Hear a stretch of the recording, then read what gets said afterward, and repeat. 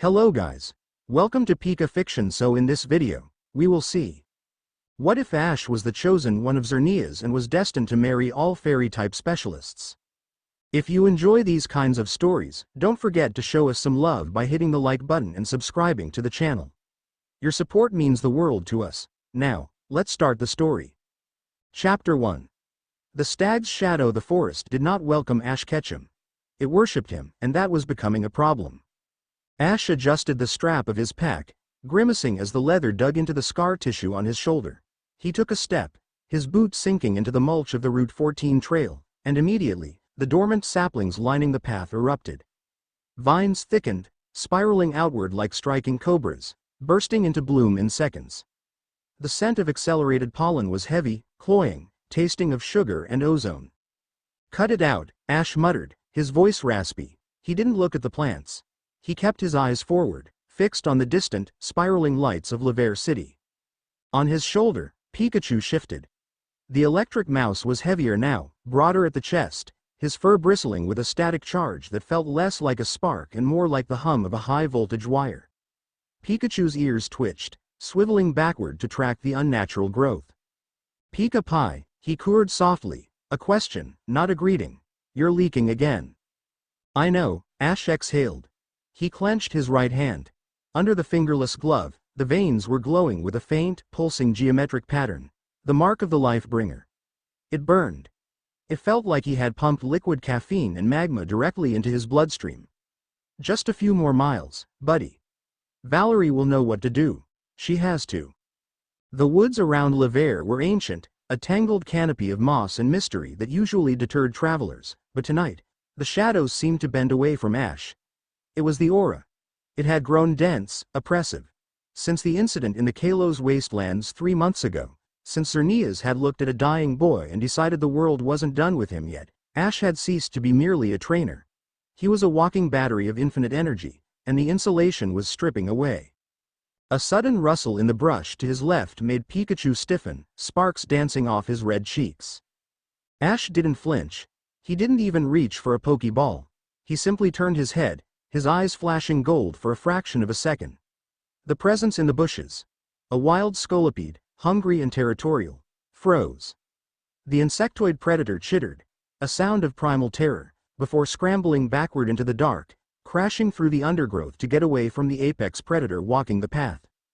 "Getting easier to scare them off," Ash noted dryly. "Or harder to be around," a voice drifted from the trees ahead. Ash stopped. He looked up at the gnarled branches of an ancient oak overhanging the path. A woman stood balanced on a limb thinner than her wrist.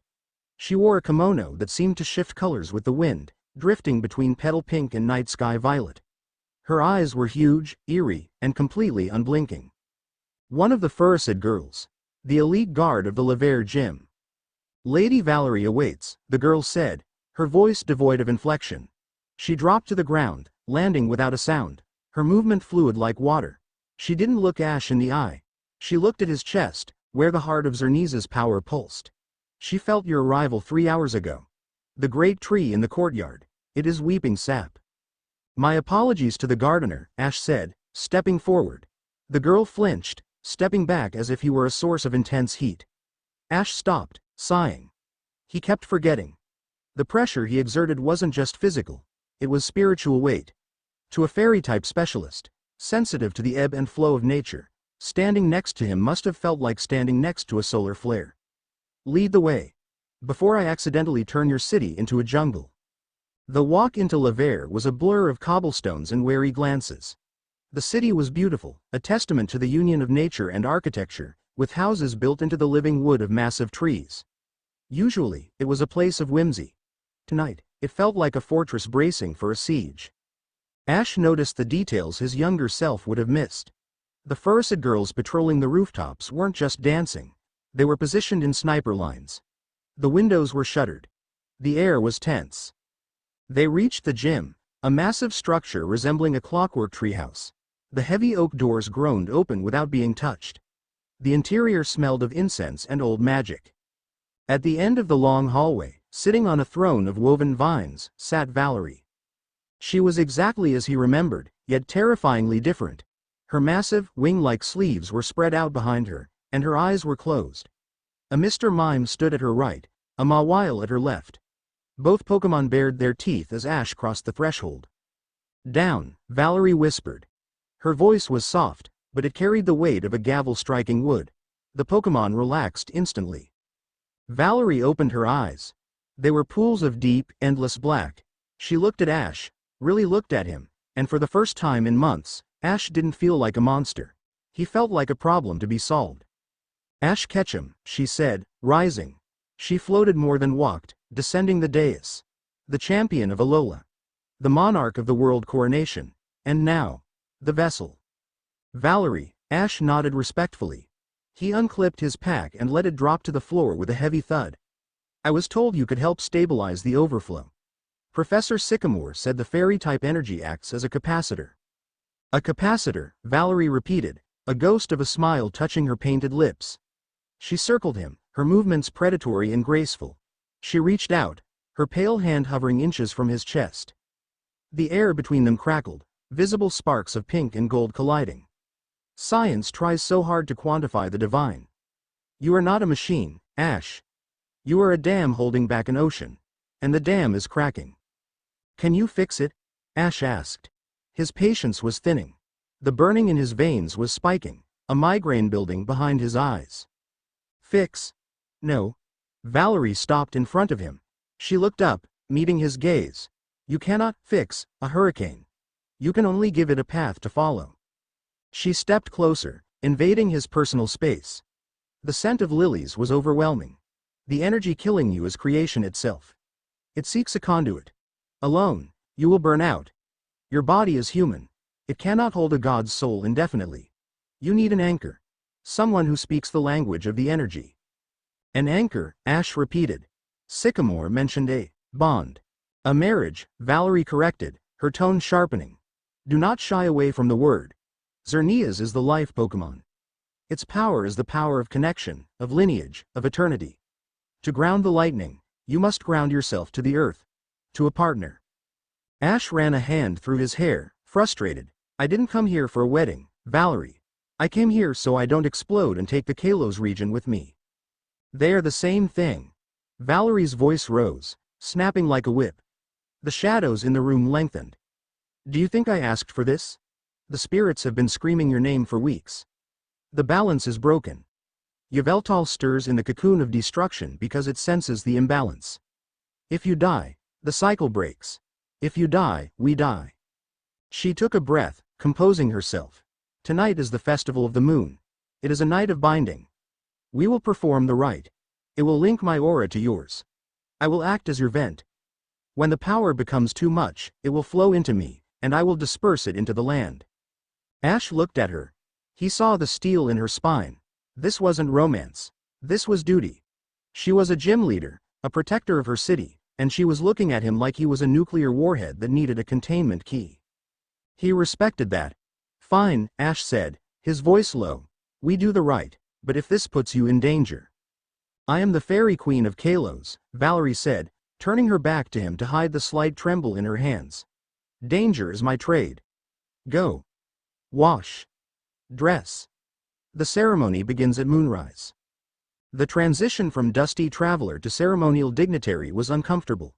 The kimono they dressed him in was midnight blue, embroidered with gold thread in patterns that moved when he didn't looking at them. It was heavy, restrictive. Ash stood on the balcony of the guest quarters, looking out over Lavere.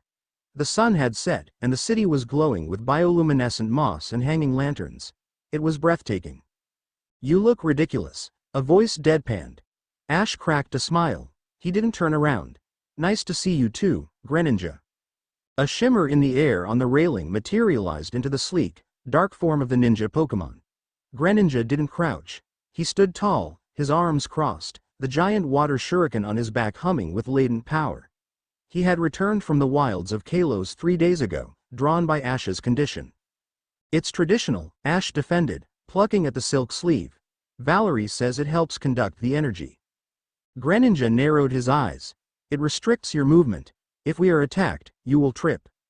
"If we're attacked, I'll tear this dress off," Ash said, the humor fading from his voice.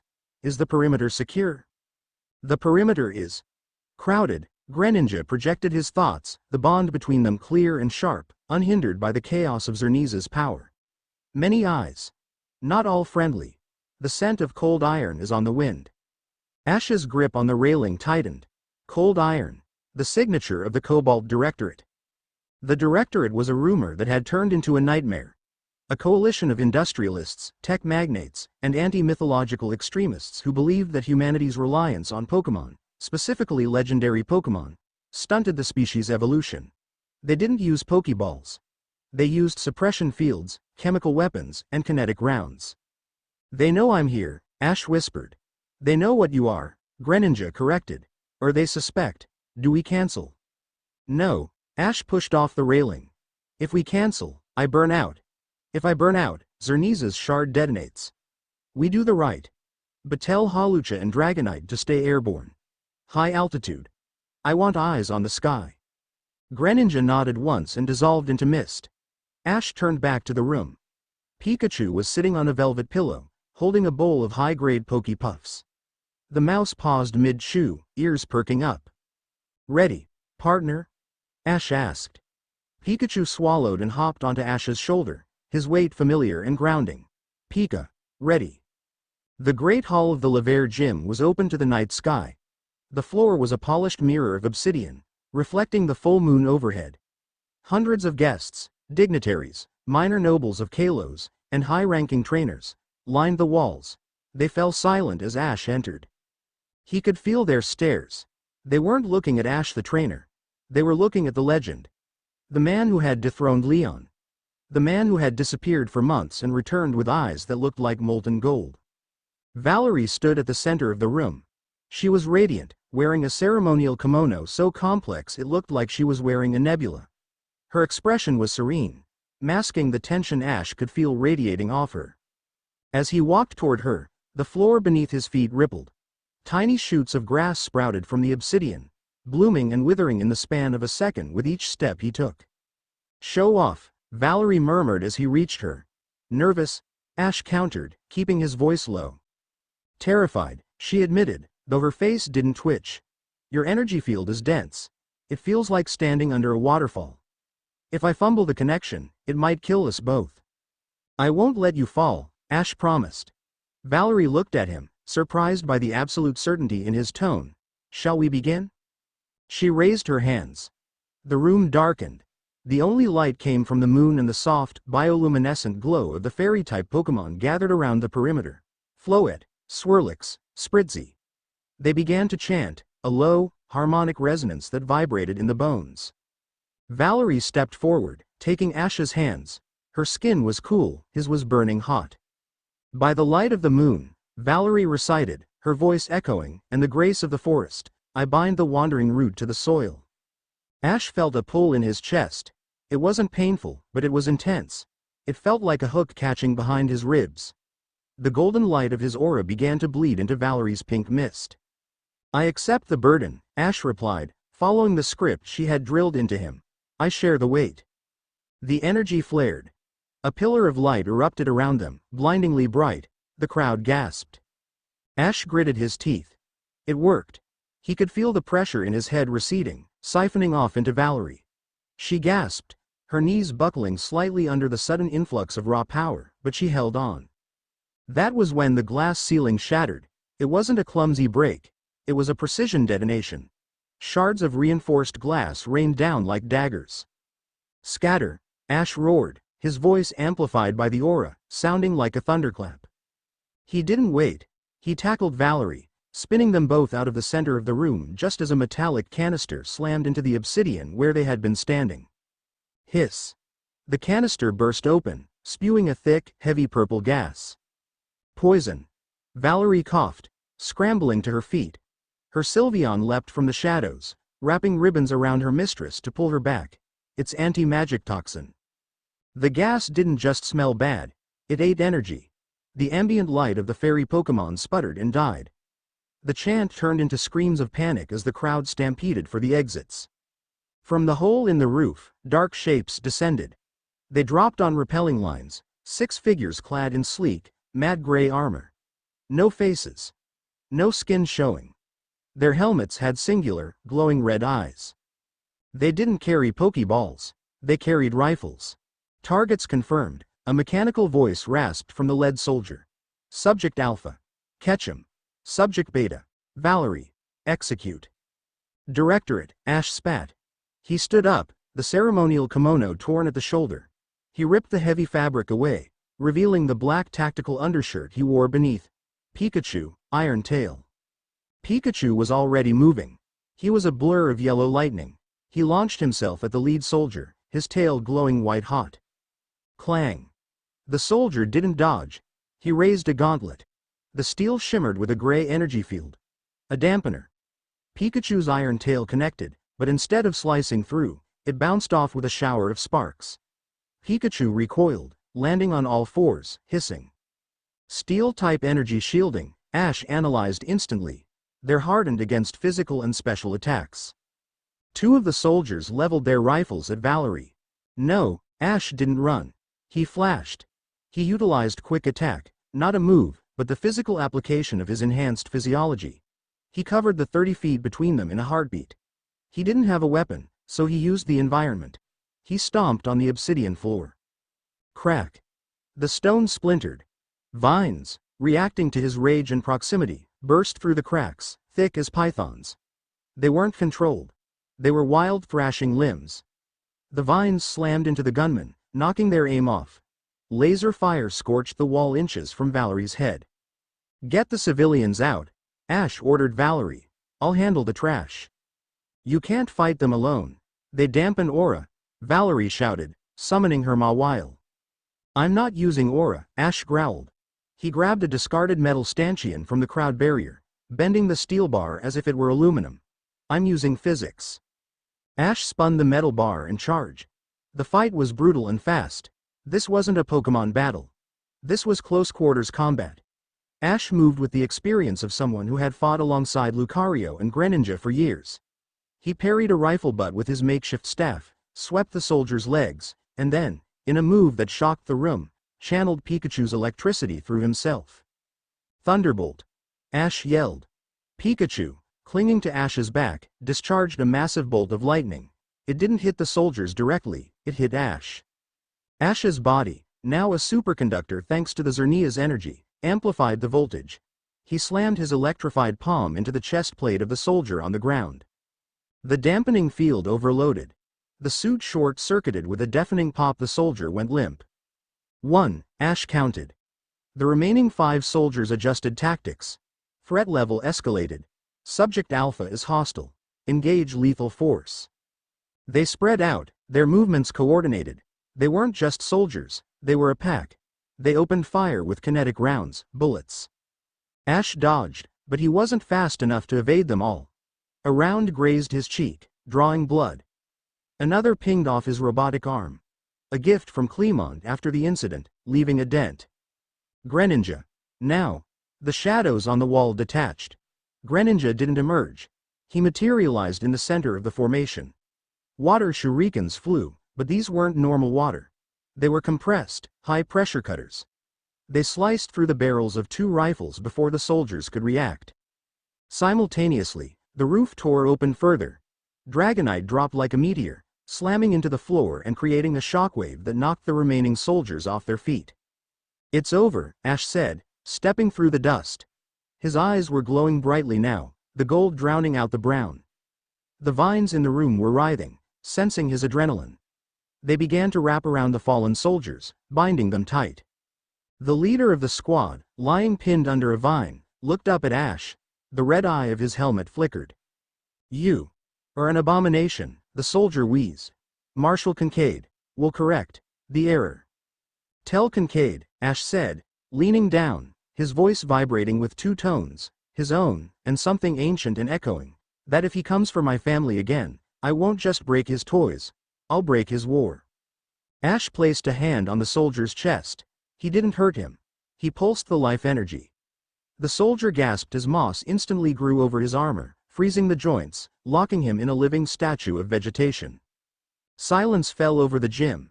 The gas was dissipating, blown away by Dragonite's wings. The guests were gone. Only Valerie remained, staring at Ash. Ash stood amidst the wreckage of the ceremony, his chest heaving. The golden light in his veins was pulsing violently. The fight had spiked his adrenaline, and the connection hadn't been finished. He swayed. The world tilted. Ash, Valerie rushed forward. She caught him as he fell. He was incredibly hot, feverish. "The right," Ash rasped, clutching her kimono. "We didn't finish." "We finish it now," Valerie said, her voice trembling but decisive. She didn't bother with the chant. She didn't bother with the distance. She pulled him close, pressing her forehead against his. She bypassed the ritual and went straight for the soul. "Open," she commanded mentally. "Give it to me." Ash let go. The energy surged out of him like a breaking dam. It slammed into Valerie, and for a second, she thought she would die. It was too much, too bright, too loud, too alive. It was the feeling of every flower blooming at once, every heart beating in unison. But then, she felt something else. Beneath the power of the god, she felt Ash. She felt his exhaustion, his fear of hurting people, his desperate, clawing need to protect the world that kept trying to crush him. It wasn't the mind of a monster, it was the heart of a hero. Valerie anchored herself. She visualized her soul as a prism. She took the white light of his power and split it, refracting it into 1,000 colors, dispersing the excess harmlessly into the atmosphere. The vines in the room stopped thrashing. They bloomed with moon lilies, then settled. The light faded. Ash slumped against her, his breathing ragged but steady. The glowing veins on his hand dimmed to a faint, dormant trace. Valerie held him, sinking to her knees on the ruined floor. She was exhausted, sweat causing her makeup to run, her ceremonial robes torn. Ash lifted his head. He looked at her, his eyes back to warm brown. He looked young again. "Did it work?" he whispered. Valerie looked at the golden band of light that now faintly connected her wrist to his, a spiritual thread visible only to them. "Yes," she said softly. She brushed a strand of hair out of his face.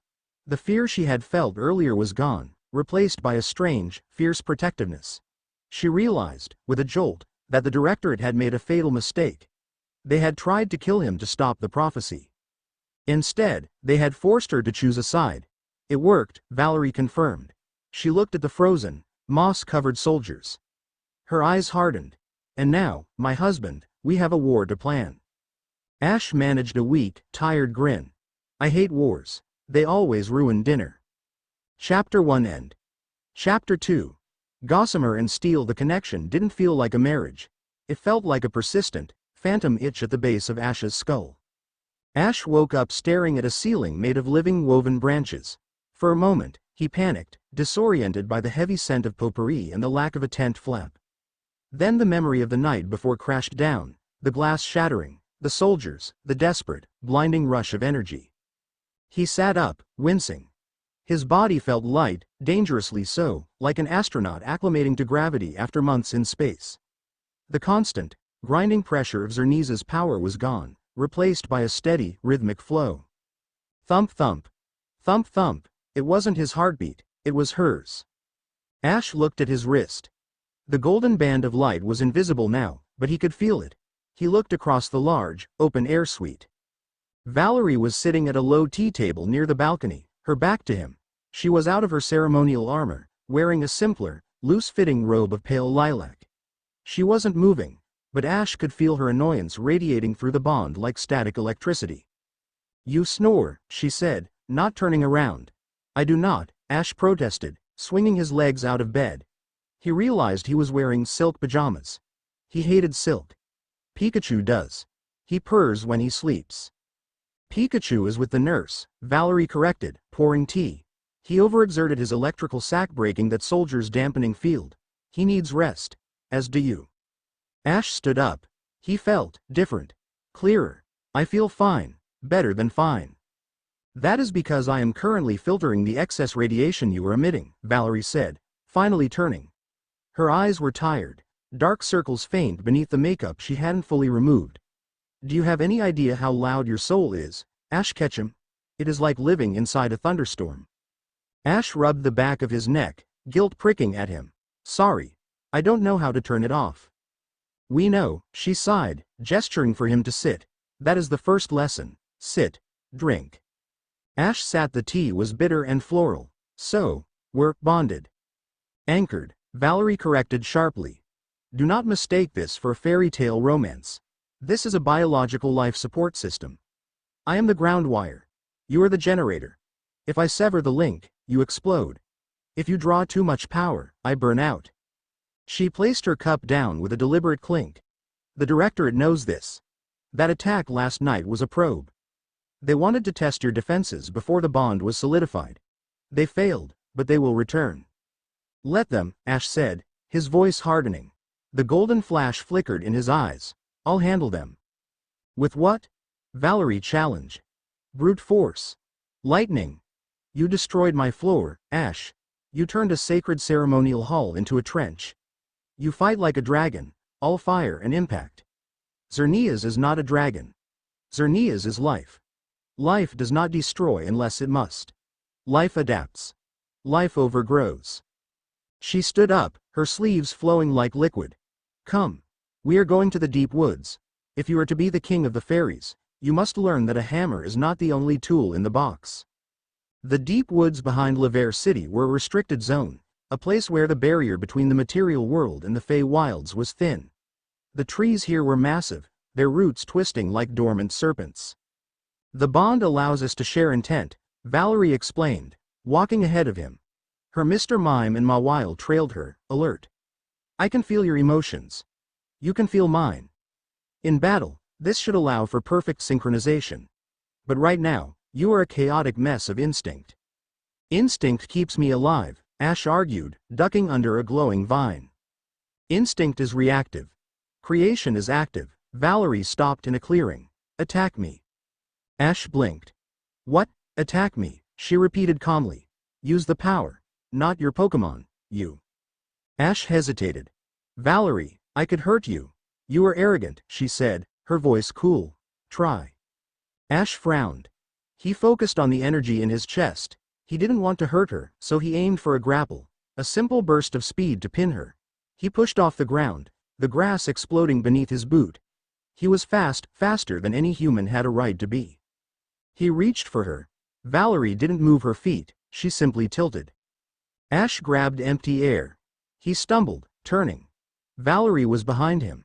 She hadn't teleported, she had moved in the split second his brain had committed to the strike.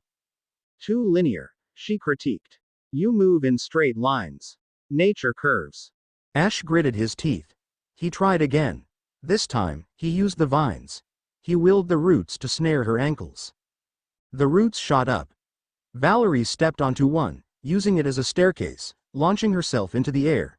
She floated there, suspended by the localized gravity manipulation of her fairy aura. You command the plants like a tyrant, she called down. You force them. Ask them. I don't have time to ask, Ash yelled. He jumped, channeling power into his legs to meet her in the air. He caught her wrist. Gotcha. The moment their skin touched, the bond flared. Ash didn't just feel her wrist. He felt her. He felt a lifetime of discipline. The pressure of being the gym leader. The crushing loneliness of being the only one who could hear the trees scream when the directorate cut them down. He felt her fear, not of him, but for him.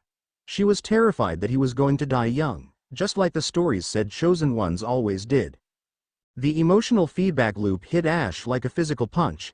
He faltered, his aura flickering. Valerie twisted her arm, her Mawile leaping from the bushes below to catch Ash as he fell. The deceiver Pokemon grabbed Ash's shirt with its massive jaws, gently, and lowered him to the ground.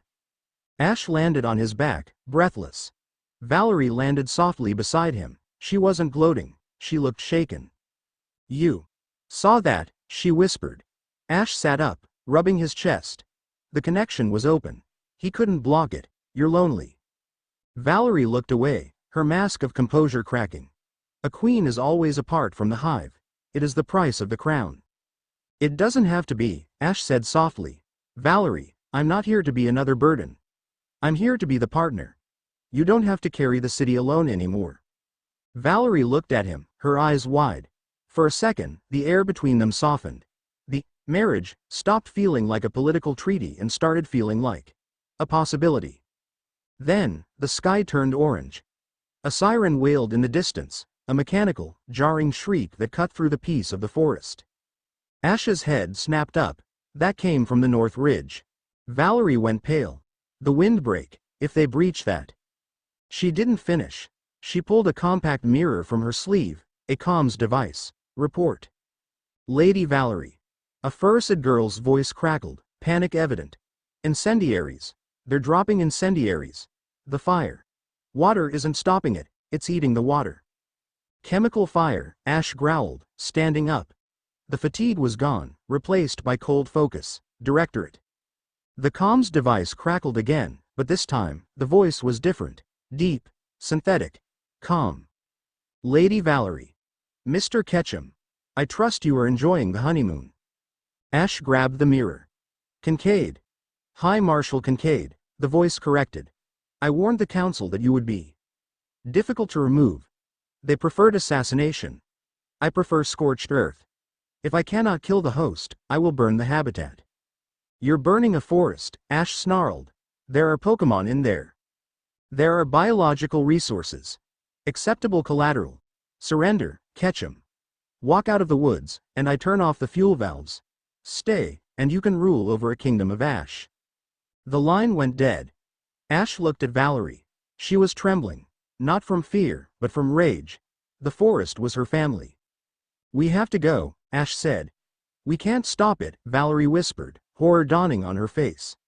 If water doesn't work, the wind will carry it to the city in 10 minutes. Lever is made of wood, Ash.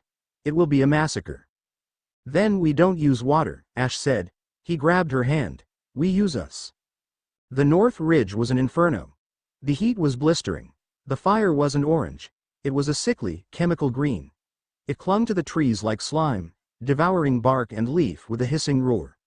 The smoke was thick and oily. Ash and Valerie landed on a cliff overlooking the burning valley.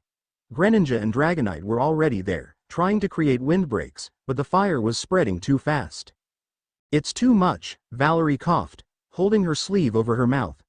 The flames are chemically engineered to feed on oxygen and organic matter. If we feed it more energy, it might just grow faster. Not if we change the nature of the energy, Ash said. He looked at the fire. He could feel the pain of the forest. It was screaming in his head.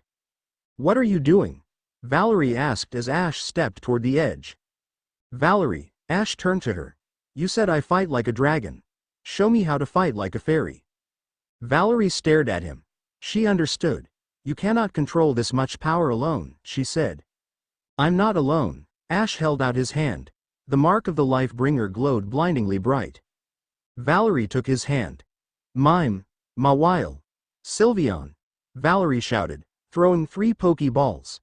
Her team materialized. Formation, Prism Guard. Pikachu, Greninja, Lucario. Ash threw his own. The 6 Pokemon formed a circle around the humans. Channel it, Valerie instructed, her voice finding its steel. She squeezed Ash's hand. Don't push the fire away. Accept it. Change it. Ash closed his eyes. He stopped trying to fight the heat. He opened the floodgates of Xerneas' shard. Power. It rushed through him, terrifying and vast. But this time, it didn't explode outward. It flowed into his hand, into Valerie. Valerie gasped, her back arching. Her eyes glowed pink. She became the lens. She took Ash's raw, nuclear-level creation energy and imposed her will upon it. She visualized the fire not as destruction, but as fuel. Misty terrain. But it wasn't just mist. Now, Valerie screamed. Ash roared, thrusting his free hand toward the valley. A wave of pink and gold energy erupted from the cliff. It washed over the green flames. Where the energy touched the fire, physics broke. The chemical flames didn't go out. They solidified. The roaring green fire twisted, warped, and burst into millions of crystallized petals. The inferno turned into a blizzard of cherry blossoms. The heat vanished, replaced by a cool, sweet breeze. The oily smoke cleared, leaving the air smelling of fresh rain. In the span of 10 seconds, the Valley of Death had become a valley of flowers. On the other side of the ridge, the Directorate tanks paused. The pilots watched their sensors go haywire. Impossible, a commander muttered in his cockpit. Thermal readings. 0. The fire. It's flowers? On the cliff, Ash fell to his knees. Valerie caught him again. But this time, she didn't just hold him up. She pulled him into a hug, fierce and trembling. "You crazy idiot," she laughed, a sound that was half sob. "You actually did it." Ash leaned his head on her shoulder, completely drained. "We did it." He looked at the valley. It was beautiful. "Is this elegant enough for you?" Ash mumbled. Valerie looked at the sea of crystal petals. She looked at the man who had turned a weapon of mass destruction into a garden. She kissed his forehead. It wasn't romantic, not yet. It was a seal of approval, a recognition of a king. "It will do," she whispered. Epilogue. The transmission. High Marshal Kincaid watched the drone footage on the massive screen in his office. He saw the green fire turn to pink petals. He saw the readings spike to levels that shouldn't be possible for a biological entity. He didn't look angry, he looked fascinated. He tapped a key on his desk. "Initiate Phase 2, Kincaid said calmly.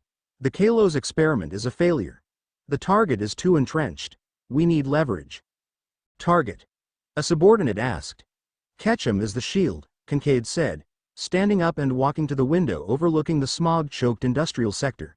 "To break a shield, you do not hit the center. You hit the supports." He pulled up a map. It zoomed out from Kalos, panning across the ocean, settling on a chain of tropical islands. "Deploy the mining rig to Alola," Kincaid ordered. "Find the painter. If we cannot burn him, we will starve him." Chapter 2 End. Chapter 3. The painted coast. The air in Alola didn't just hang. It hugged. It was a heavy, humid embrace of salt spray, hibiscus scent, and rotting coconuts. To anyone else, it was paradise. To Ash Ketchum, it felt like walking into a pressure cooker. He sat on the edge of the pier at Seafolk Village, his boots dangling over the turquoise water. He looked terrible. The crisp, focused energy he had achieved in Kalos was fraying at the edges. His skin felt too tight, and the veins in his hands were pulsing with a rhythm that didn't match the gentle lapping of the waves. Pikachu nudged his elbow, ears flattened. "I'm okay," Ash lied, wiping sweat from his forehead. It wasn't just heat sweat, it was a cold, feverish sheen. Just loud. The energy here is different. In Kalos, it was old and sleepy. Here, it's screaming. He touched the comm link in his ear. "Valerie? You there?" The connection hissed with static. The distance between Kalos and Alola was stretching the bond to its absolute limit. "I am here," Valerie's voice came through, sounding thin and distant, like a radio broadcast from another century. "Your vitals are erratic, Ash. The Sylvan energy is reacting to the abundance of nature in Alola. Without a local anchor to filter it, you are acting like a lightning rod in a storm. You must find Mina." "I found her," Ash said, looking down the pier. At the very end of the wooden structure, sitting cross-legged in front of a massive canvas, was the captain of Pony Island. Mina didn't look like a high priestess or a mystic warrior. She wore cut-off denim shorts, a paint-splattered tank top, and had a paintbrush stuck through her messy bun.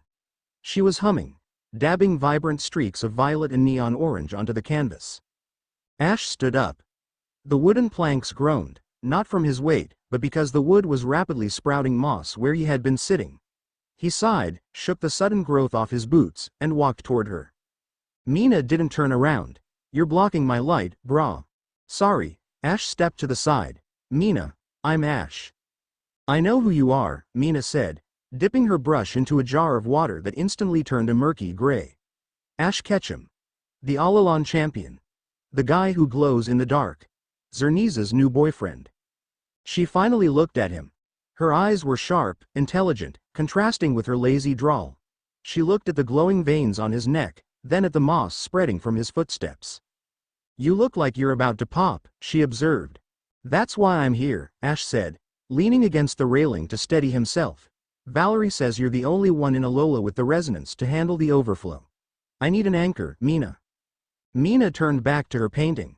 It was a landscape of the ocean, but the water was painted in jagged, angry strokes of black and red.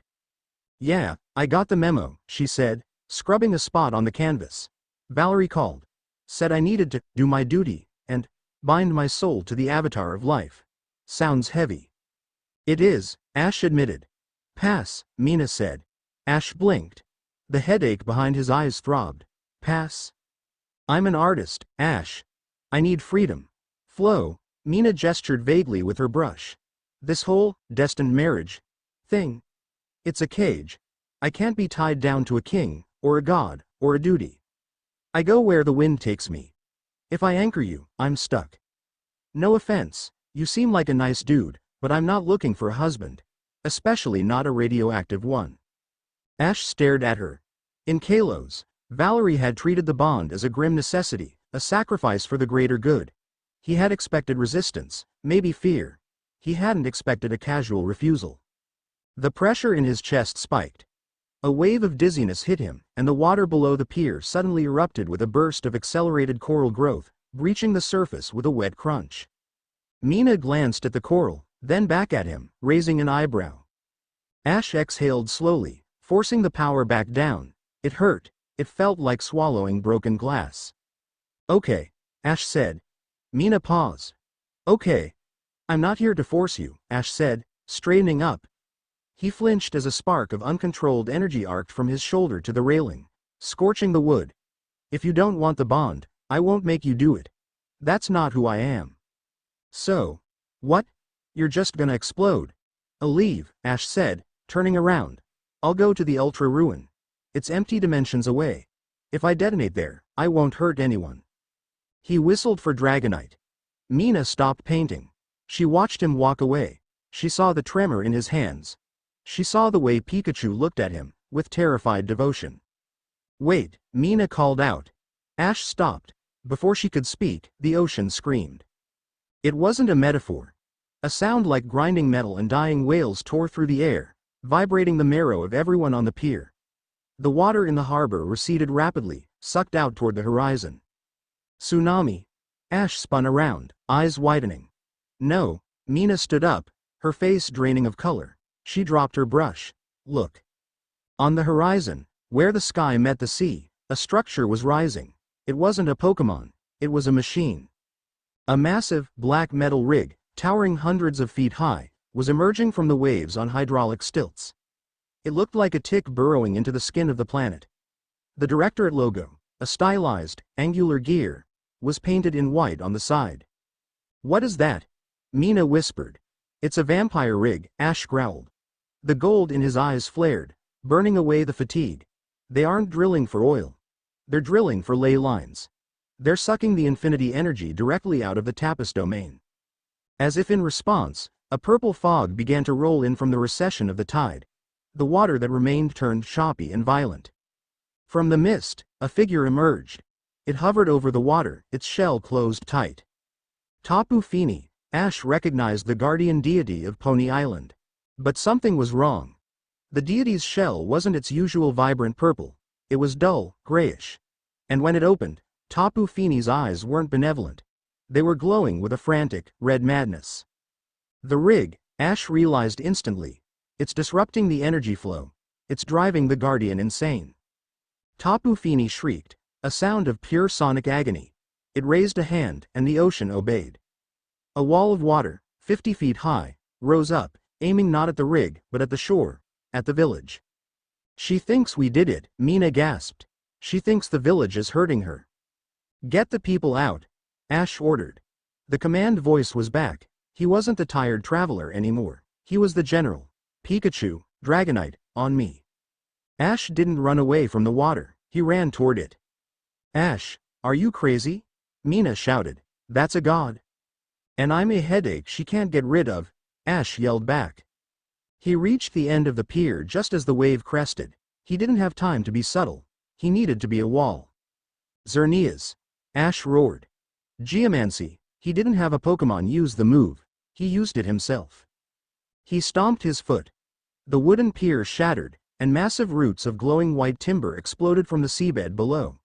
They wove together instantly, forming a colossal concave shield of living wood in front of the village. Crash. The tsunami slammed into the root wall. The impact was deafening. The wood groaned, cracked, but held. Water sprayed over the top, drenching Ash, but the village was spared. Ash fell to one knee, coughing. The effort had cost him. Using Xerneas' power without an anchor was like redlining an engine with no coolant. He felt something warm trickle from his nose, blood. Target identified. A cold, amplified voice boomed from the rig on the horizon. Subject Alpha. Intercept. A swarm of drones detached from the rig. They looked like mechanical wasps, buzzing with the high-pitched whine of turbine engines. They streaked toward the shore, missiles locking onto Ash. "Oh, come on," Ash spat, wiping the blood from his lip. "Can't I catch a break?" He prepared to fight, sparks dancing around his fists. Suddenly, a streak of pink and yellow paint splattered across the visor of the lead drone. Splat. The drone's sensors blinded, it swerved and crashed into the water. Ash looked back. Mina was standing on the roof of her houseboat. She held a massive paintbrush that looked more like a spear. Around her, 3 Rabombi were dancing, their pollen mixing with the paint she was flinging. "Hey, metalheads!" Mina shouted, her voice surprisingly loud. "Nobody wrecks my view." She looked at Ash. She didn't look detached anymore, she looked pissed. "You hold the water," Mina commanded. "I'll handle the pests." Rabombi.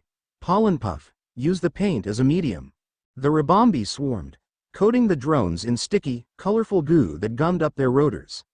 Mina moved with a dancer's grace, leaping between boats, flinging heavy globs of aura-infused paint that hit with the force of cannonballs. Ash turned his attention back to Tapu Fini.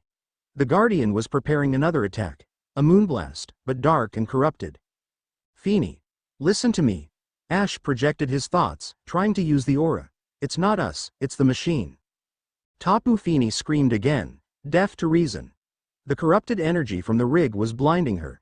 She fired the moonblast. It was massive. A sphere of destruction aimed right at Ash's root wall. If it hit, the wall would shatter, and the water behind it would crush the village. Ash knew he couldn't block it. Not alone, not in this state. He checked his internal reserves. He was running on fumes. If he pushed harder, the Xerneas shard might destabilize. He would survive, probably. But everyone else on the island would be vaporized. He looked at Mina, who was laughing as she swatted a drone out of the sky. He looked at the villagers fleeing into the hills. Choice, Ash thought. It's always a choice. "Pikachu, get back," Ash said softly. "Pika Pie." Pikachu protested, clinging to his leg. "Go protect Mina," Ash ordered. He grabbed Pikachu and tossed him gently backward toward the artist.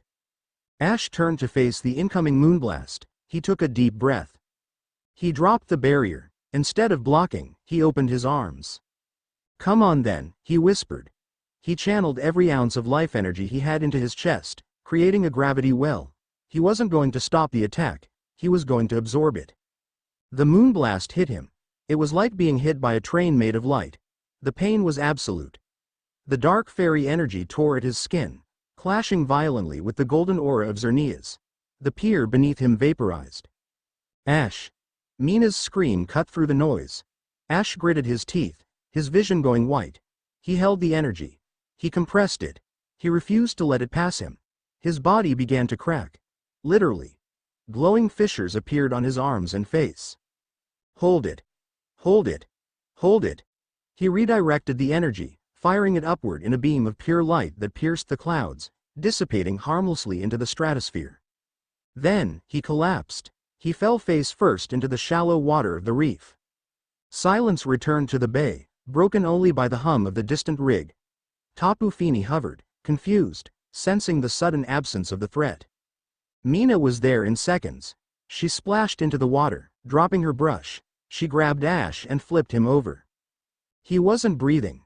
The glowing fissures on his skin were dimming, turning a necrotic gray. "No, no, no," Mina panicked. She pressed her hands to his chest. "Wake up, hero. Don't you dare check out on me." She looked at his face. He looked peaceful, he looked free. And suddenly, Mina understood. He hadn't fought to win. He hadn't fought to conquer the island or command the Guardian. He had fought to protect a bunch of people he didn't know, and a girl who had just told him to get lost. "It's not a cage," Mina whispered, tears pricking her eyes. "It's a canvas." She realized that her freedom meant nothing if there was no world left to enjoy it in. He wasn't asking her to be a prisoner. He was asking her to help him hold the brush. "Okay," Mina said, her voice trembling. "Okay, Ash. Let's make some art." She reached into her pocket and pulled out a small vial of nectar, pink nectar from Oricorio. She uncorked it and poured it onto her hands. She placed her paint-stained hands directly onto the glowing scar on Ash's chest. "I accept the commission," she said. "Bond, it wasn't like Valerie's elegant, structured ritual. This was messy, it was vibrant." A shockwave of color exploded from them. Neon pink, electric blue, sunset orange. The gray fissures on Ash's skin were suddenly filled with liquid light. The energy didn't just flow, it danced. Ash gasped, his eyes flying open. He didn't see the sky. He saw a kaleidoscope. He felt Mina's soul. It was chaotic, messy, full of doubt and joy and a fierce, burning love for the moment. "Mina," he rasped. "Shut up and help me paint," Mina grinned, tears streaming down her face. Her hair was floating, changing color from blonde to pink to blue. She pulled him up. "The rig," Mina pointed. "It's ugly. I hate it." Ash felt the power stabilize. Mina wasn't filtering it, she was mixing it. She was taking his raw white power and turning it into something usable, something creative. "Let's redesign it," Ash said, the gold in his eyes swirling with rainbow hues. They moved together. Mina grabbed Ash's hand. "Fairy move. Twinkle tackle," Mina shouted, but she modified it. "Grand Canvas Edition." Ash channeled the power. Mina shaped it. A giant avatar formed above them, not a Pokemon, but a hand holding a brush, made of pure light. The avatar swung the brush. A wave of energy swept across the ocean. It bypassed Tapu Fini, who watched in awe. It hit the directorate rig. It didn't explode. The metal groaned as it was rewritten. The black steel turned into colorful coral. The drills transformed into massive, spiraling seashells. The oil leaking into the water transmuted into clear, sparkling mineral water. The vampire rig was turned, instantly, into a colossal, living reef sculpture. The drones, caught in the wave, turned into flocks of glowing energy birds and dispersed. Ash and Mina stood on the beach, hand in hand, panting. Tapu Fini drifted closer. The madness was gone from her eyes. She looked at the new reef, then at Ash and Mina. She nodded slowly, dropping a glittering Z crystal at their feet. A Ferium Z, then, she vanished into the mist. Ash's knees gave out. Mina caught him. She sat down in the sand, pulling his head into her lap. "You okay?" she asked softly, brushing wet hair out of his face. Ash breathed deep. The pain was gone. The screaming in his veins had turned into a funky, rhythmic hum. "I think so," Ash murmured. He looked at his wrist. A second band of light had appeared, intertwining with Valerie's. This one was vibrant and shifting in color. "You saved the village," Mina said. "We saved the village," Ash corrected. Mina smiled. She looked down at him, her expression soft, unguarded. "So, husband, huh?" Ash groaned. "Don't start. I'm just saying," Mina laughed, tracing the line of his jaw with a paint-stained finger. "If we're gonna be married, you gotta let me redecorate your outfit. The tactical vest is tragic." Ash closed his eyes, a genuine smile touching his lips. "Deal." Far away, in the heart of the newly formed coral rig, a single red light blinked on a surviving console. Transmission sent. Alola operation compromised. Subject alpha adaptation rate, 200%. Deploying acid, nightmare. Chapter 3 End. Chapter 4. The white flower. The silence of Ether Paradise was louder than the war drums of Kalos or the screaming tides of Alola. It was a sterile, hermetically sealed silence that smelled of disinfectant and repressed memories. Ash stood in the conservation area, a massive glass dome mimicking a tropical rainforest, but without the chaotic humidity of the real thing. Here, the air was filtered, the temperature regulated to a precise 24 degrees Celsius. "It feels like a hospital," Ash murmured, touching a leaf that looked too perfect to be real. "It is a sanctuary," Lily corrected gently. She walked beside him, her heels clicking softly on the pristine white path. Lily had changed since their travels. She was taller, her posture straighter. She wore a white dress that seemed simple but was cut with practical elegance, and her hair was tied back in a determined ponytail. Beside her floated Magirna, the mechanical marvel ticking softly, its metallic soul humming in resonance with the Xerneas shard in Ash's chest. "Sanctuaries are just cages with better catering," Mina muttered from behind them. The artist was visibly uncomfortable here. twitching every time a cleaning drone buzzed past. She had painted a small, rebellious smiley face on the wall of the elevator earlier. "This place gives me the creeps, Ash. It's too white." "We need the data," Ash said, glancing at the security monitors. "Faba thinks he found a frequency in the Directorate's transmission from Pony Island. A frequency that matches Ultra Space." "The Directorate isn't just using technology," Lily said, her voice tightening. "They are weaponizing the research the research the Foundation left behind." They reached the central lab. Inside, banks of servers hummed. On the main screen, a waveform spiked violently. "That's the signal," Ash pointed. "It's not a transmission, it's a lure." Suddenly, the lights in the paradise flickered and died. The emergency red strobes began to pulse. The hum of the ventilation system cut out, replaced by a deep, mechanical thrumming coming from beneath the floor. "Intruder alert," the automated system droned. "Containment breach in Sector Deep Sea, asset classification, Ultra." "They're here," Ash said, his hand instinctively going to his belt. "Mina, take the upper levels. Keep the sky clear. If they try to drop troops, paint them out of the sky." On it, Mina grinned, eager to leave the stifling lab. She vaulted over a railing, her Rabombi catching her midair. "Don't die, husband." Ash turned to Lily. "Where is the breach?" "The archives." Lily went pale. "Where we keep the specimens from the incident." Ash saw the fear in her eyes. It wasn't just concern. It was a primal, childhood terror. The memory of Nihilego. "Lily." Ash stepped closer, his voice grounding. "You don't have to go down there. Tell me the route. I'll handle it." Lily looked at him. She saw the golden veins on his neck, the raw power he was barely containing. She saw the way he stood in front of her, a human shield. "No," Lily whispered. She summoned an ultra ball. Alalan Ninetails emerged, its ice blue fur bristling, sensing its trainer's distress.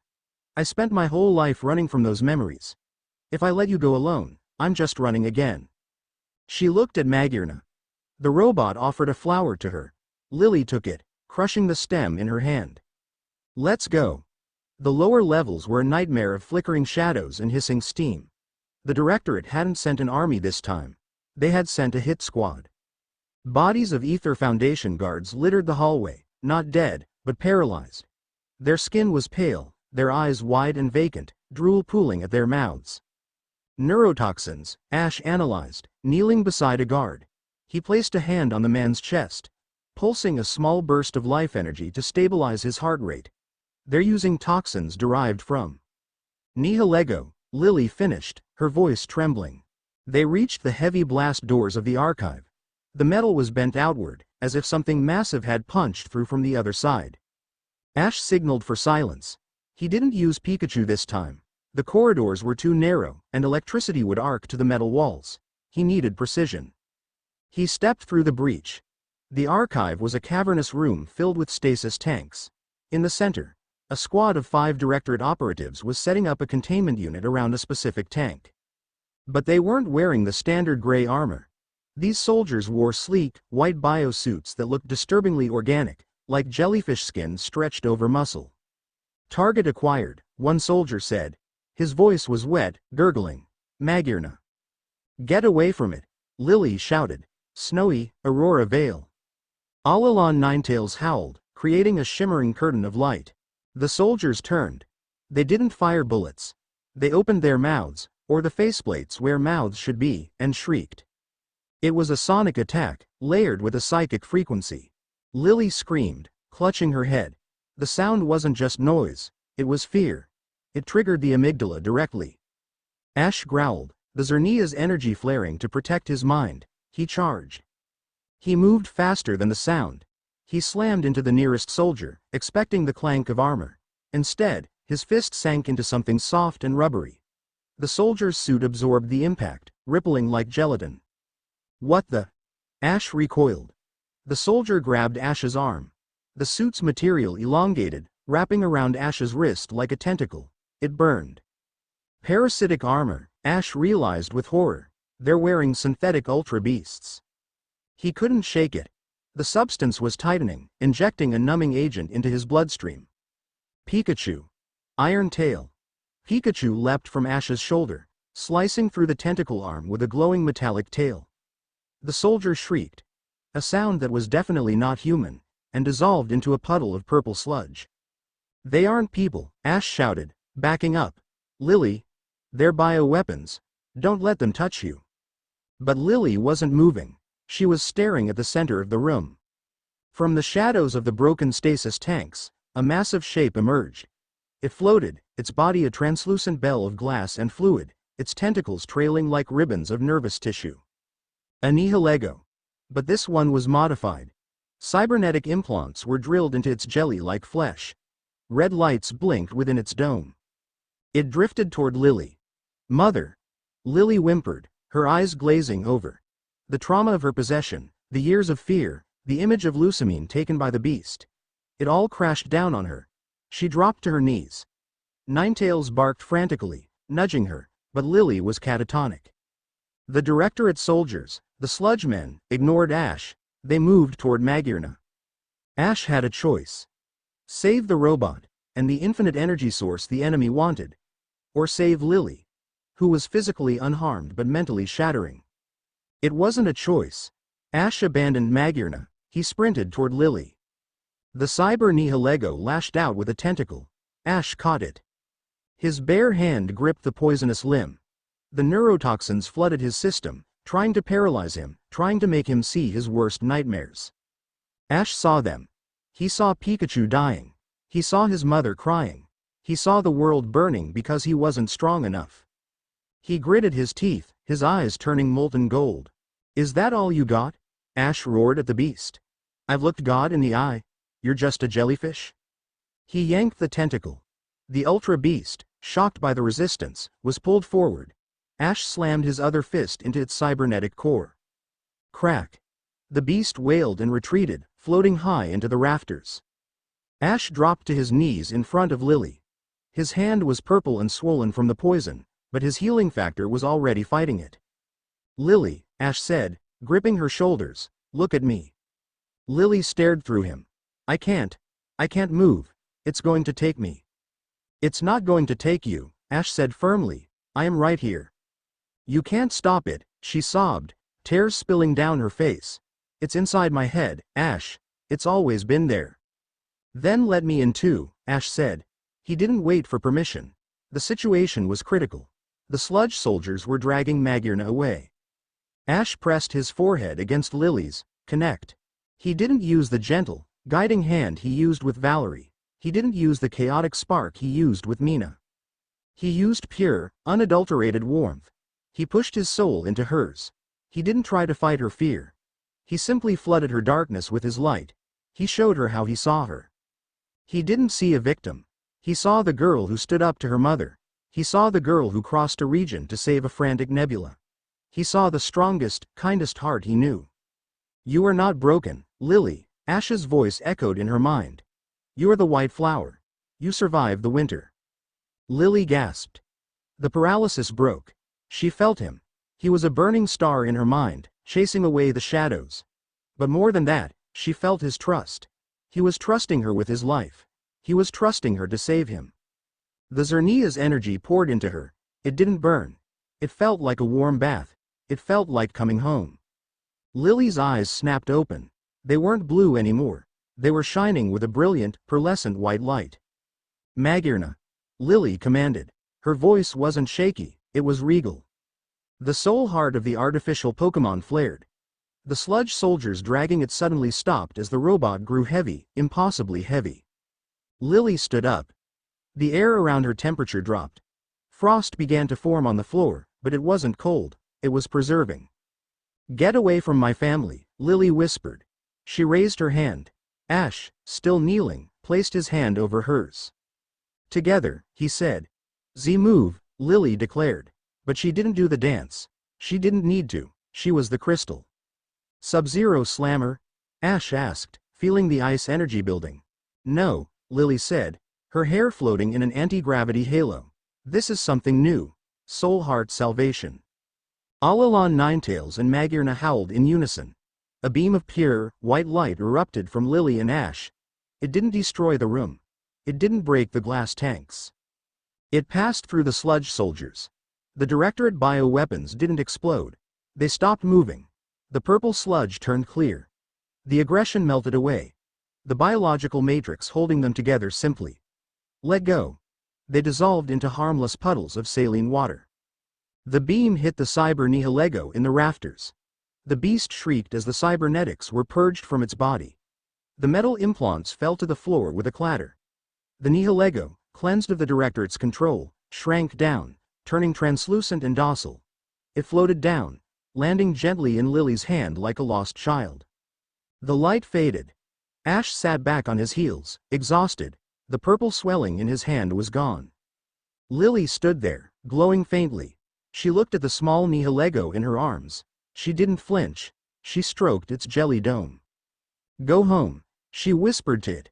She pointed to a lingering dimensional rift the Directorate had forced open.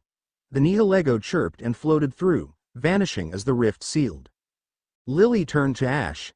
She dropped to her knees and hugged him. It was a desperate, crushing hug. "You came for me," she sobbed into his chest. "Always," Ash murmured, resting his chin on her head. "I told you. I'm not going anywhere." He looked at his wrist. A third band of light had formed. It was pure white, radiating a sense of absolute calm. The headache that had plagued him since Alola vanished completely. The connection was balanced. Valerie anchored the body. Mina anchored the spirit. Lily anchored the heart. "Ash." Lily pulled back, wiping her eyes. She looked at Magirna, who was safe. Then she looked at the puddle of water where a soldier used to be. They turned people into monsters. "Yeah." Ash's face darkened. He stood up, helping Lily to her feet. "Kincaid isn't just hunting us. He's trying to replace us. He wants to prove that science can build a better god." He kicked a piece of the fallen cybernetic debris. It was stamped with a serial number and a project name. Project Eternatus, prototype. Ash froze. "Eternatus?" Lily asked, reading the text. "What is that?" "The darkest day," Ash whispered. A chill that had nothing to do with Ninetales went down his spine. "It's a legend from Galar. A dragon that almost ate the world." He looked at the third bond on his wrist. "Valerie said the next clue was in Galar," Ash said. "Now I know why." The elevator doors dinged open. Mina and Gladian, Lily's brother, ran in, weapons ready. "We heard screaming." Mina yelled, paint spear raised. "Who do I need to splatter?" She stopped, looking at the peaceful room, the frost on the walls, and the calm aura radiating from Lily. "Oh," Mina lowered her brush. "You guys good?" Lily smiled. It was a genuine, radiant smile. "We're good." Ash clenched his fist.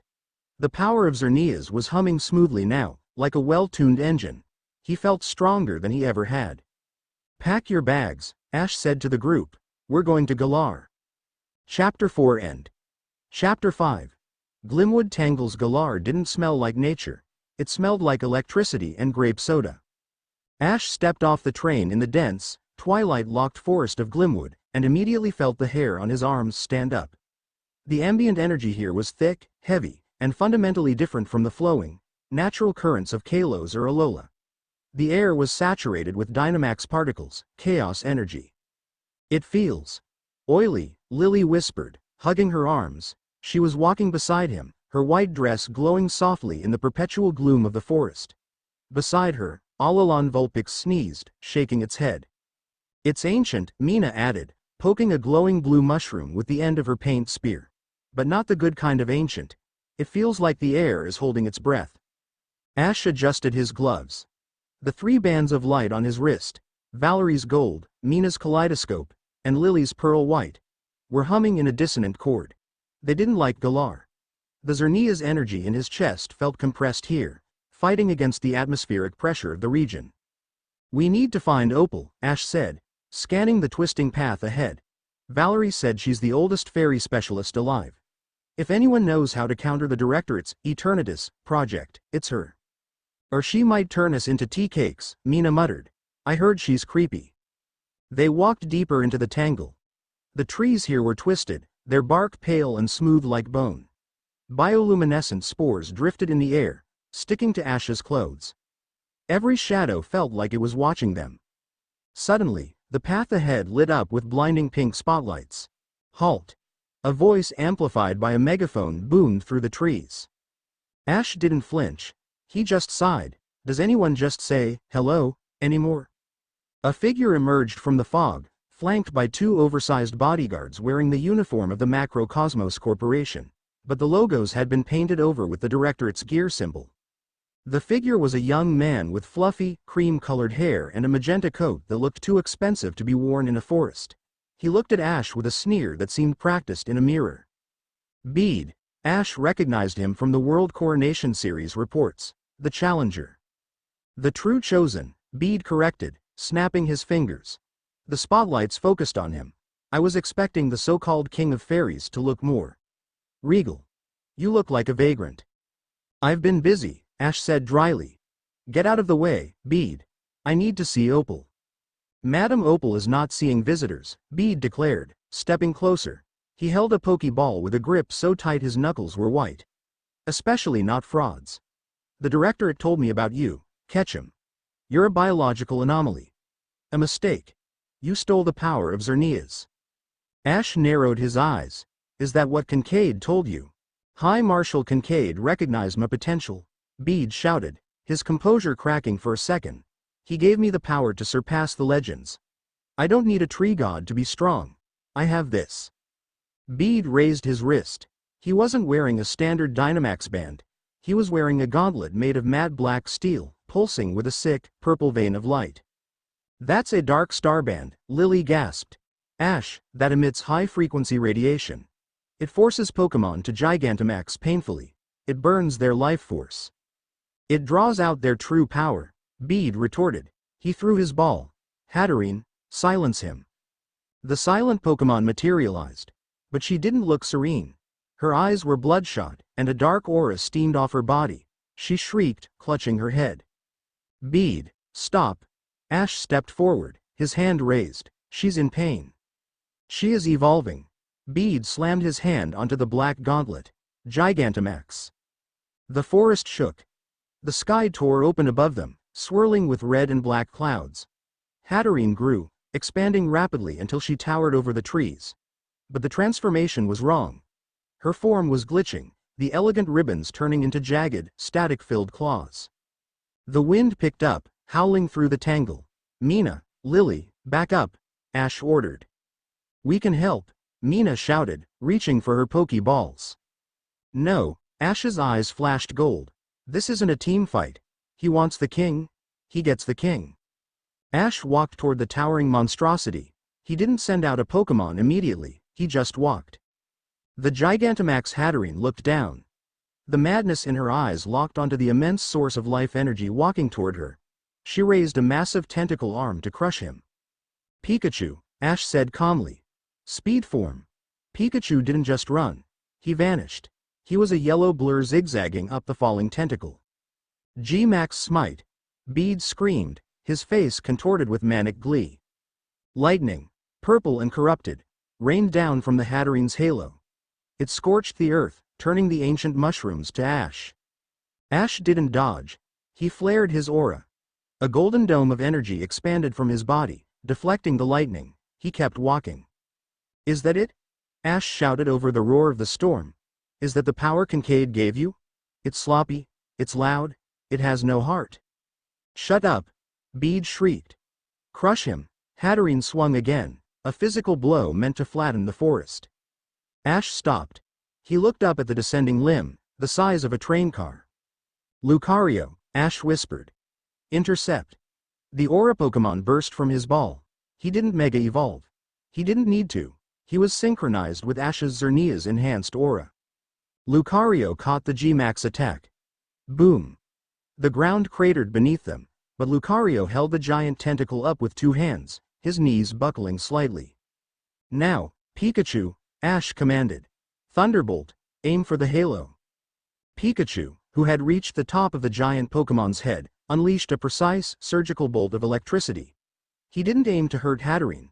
He aimed for the connection point where the dark star energy was flowing into her. Zap. Hatterene wailed. The G-Max form flickered. You're ruining it, Bede yelled, frantically tapping his gauntlet. More power, override limiters. The gauntlet hissed. The purple light intensified. Hatterene screamed in genuine agony as her body began to bloat, the energy threatening to tear her apart. He's going to make her self-destruct, Lily horrified. Ash saw it too. The energy was critical. Enough, Ash growled. He closed his eyes. He reached into the bond. Valerie, give me structure. Mina, give me flow. Lily, give me peace. The 3 bands on his wrist flared. Ash opened his eyes, and the world slowed down. He sprinted. He ran up the side of the frozen Lucario, jumped onto the G-Max Hatterene's arm, and ran up the giant Pokémon. He moved with supernatural agility, a golden streak against the purple nightmare. He reached the top, where Pikachu was clinging on. Ash stood on the giant Hatterene's head. He looked down at Bede, who was staring up in disbelief. This is how a king fights, Ash said. He didn't attack the Pokémon. He placed his hand on Hatterene's head. Sylvan art. Pruning the rot. Ash pulled. He didn't pull physically. He pulled spiritually. He grabbed the corrupted dark star energy infesting the Pokémon and ripped it out. It felt like pulling a hook out of flesh. A massive cloud of black smoke was torn from Hatterene's body. Hatterene shrank instantly, returning to her normal size, falling through the air. Ash caught her. He landed softly on the moss, holding the unconscious Pokémon in his arms. She was breathing, peaceful now. The black smoke he had ripped out dissipated into the air. Ash gently laid Hatterene down. He stood up and walked toward Bede. Bede backed away, tripping over a root. Stay back. My gauntlet. It malfunctioned. I just need to recalibrate. Ash reached out and grabbed the metal gauntlet. He squeezed. The indestructible Directorate alloy crumpled like tin foil in Ash's hand. The circuitry sparked and died. Ash ripped the broken device off Bede's wrist and tossed it into the bushes. They used you, Bede, Ash said, his voice low but not unkind. They gave you a bomb and told you it was a crown. Bede looked at his broken toy, then at his unconscious partner. His lip trembled. The arrogance crumbled, leaving just a scared, orphaned kid who wanted to be special. I just wanted to be strong, Bede whispered, tears spilling over. Madame Opal. She never picked me. She said I lacked pink. I thought if I had power. Pink isn't power. A creaky voice drifted from the shadows. Pink is conviction. The doors to the Ballinley Stadium opened. An old woman walked out. She leaned on an umbrella, her massive hat casting a shadow over her face. Opal. She walked past Ash and stood over Bede. She looked at him with a mixture of disappointment and pity. You have much to learn, child, Opal said. And the first lesson is that strength borrowed is no strength at all. Go. Tend to your partner. She forgives you, even if I do not yet. Bede scrambled to Hatterene, recalling her into her ball, and ran into the forest without looking back. Opal turned to Ash. She studied him, her eyes sharp and assessing. She looked at the bands on his wrist. She looked at the glowing veins. Ash Ketchum, she cackled softly. You are certainly vibrant. A bit too much yellow, if you ask me, but the gold balances it out. Opal, Ash bowed his head respectfully. We need your help. Come inside, she turned. Before the Directorate sends more toys to trample my mushrooms. The interior of the Ballinley gym was a theater. It was dimly lit, smelling of old velvet and tea. Opal sat Ash, Lily, and Mina down at a table in the center of the pitch. She poured tea that was an alarming shade of purple. So, Opal took a sip. You want me to be your fourth anchor? We need the circle complete, Ash said. The energy in Galar is unstable. I can feel Yveltal's influence bleeding into the Directorate's machines. They're trying to replicate the darkest day. I know, Opal said gravely. I can feel the rot in the roots, but I cannot help you, Ash. Ash frowned. Why? If it's about danger, it is about physics, boy, Opal tapped her chest. I am 88 years old. My spirit is strong, but my vessel is cracked. If I tried to channel the amount of power you are carrying, the power of a creation god, I would turn into dust. Literally. The room went silent. Then what do we do? Mina asked, spinning her paintbrush. We need a Galar specialist. The bond needs a local connection to stabilize the region. I am not the only fairy master in the world, Opal said, her eyes twinkling. I have been auditioning successors for years. Bede failed, but there is another. Who? Ash asked. Opal stood up. She walked to a poster on the wall. It was an advertisement for a grand performance in Winden, the capital city. The Queen of Hearts. A performance of light and love. The silhouette on the poster was unmistakable. The ribbon in her hair. The Sylveon by her side. Ash stopped breathing. Serena, he whispered. She arrived in Galar 2 months ago, Opal explained. She has been studying the contest scene here, blending it with Galar's battle dynamics. Her Sylveon is exceptional. It has a bond with her that rivals your own with that electric rat. Opal turned to Ash. She is the strongest fairy specialist I have seen in a generation, not because of raw power, but because of her empathy. She doesn't just command fairy energy, she inspires it. Ash stared at the poster. Memories flooded back. Snowballs in the forest. A blue ribbon. An escalator kiss that he had never really processed because he had been too busy saving the world. She's in Winden? Ash asked. She is performing at the Rose Tower tomorrow night, Opal said. But there is a complication. Of course there is, Lily sighed. Rose Tower is the Directorate's headquarters in Galar, Opal revealed. They have seized the city. They are allowing the performance to go ahead as a distraction, a way to keep the populace pacified while they prepare their Project Eternatus in the basement. Ash stood up. The chair scraped loudly against the floor. They have Serena hostage? His voice dropped an octave. The air in the room suddenly got hot. Unknowingly, Opal said. She thinks she is just performing. She does not know she is dancing on top of a doomsday device. Ash turned to the door. Ash, Lily called out. He stopped. He looked back at them. His eyes were burning gold, but there was a softness there too. A desperate, terrified hope. We're going to Winden, Ash said, and we are going to burn that tower down. Scene break. The train to Winden. The maglev train shot through the Galar countryside like a bullet. Ash stood in the vestibule between cars, looking out at the dark, industrial landscape. Smokestacks belched green fire into the sky. The Directorate was working overtime. You're pacing, Mina said, leaning against the doorframe. I'm thinking, Ash corrected. You're thinking about her, Mina teased gently. She wasn't jealous. The bond didn't work like that. It was a shared emotional web. She could feel his anxiety. It tasted like cinnamon and panic. You really like her, huh? Ash looked at his reflection in the glass. She was the one who reminded me who I was when I was at my lowest. In the snow, in the forest. He touched the blue ribbon he still kept tied to his backpack strap. I haven't seen her in years, Mina. What if she doesn't want this? What if she doesn't want to be part of a war? Ash. Mina pushed off the wall and stood next to him. She bumped his shoulder with hers. Look at us. Valerie is a queen. Lily is a survivor. I'm a free spirit.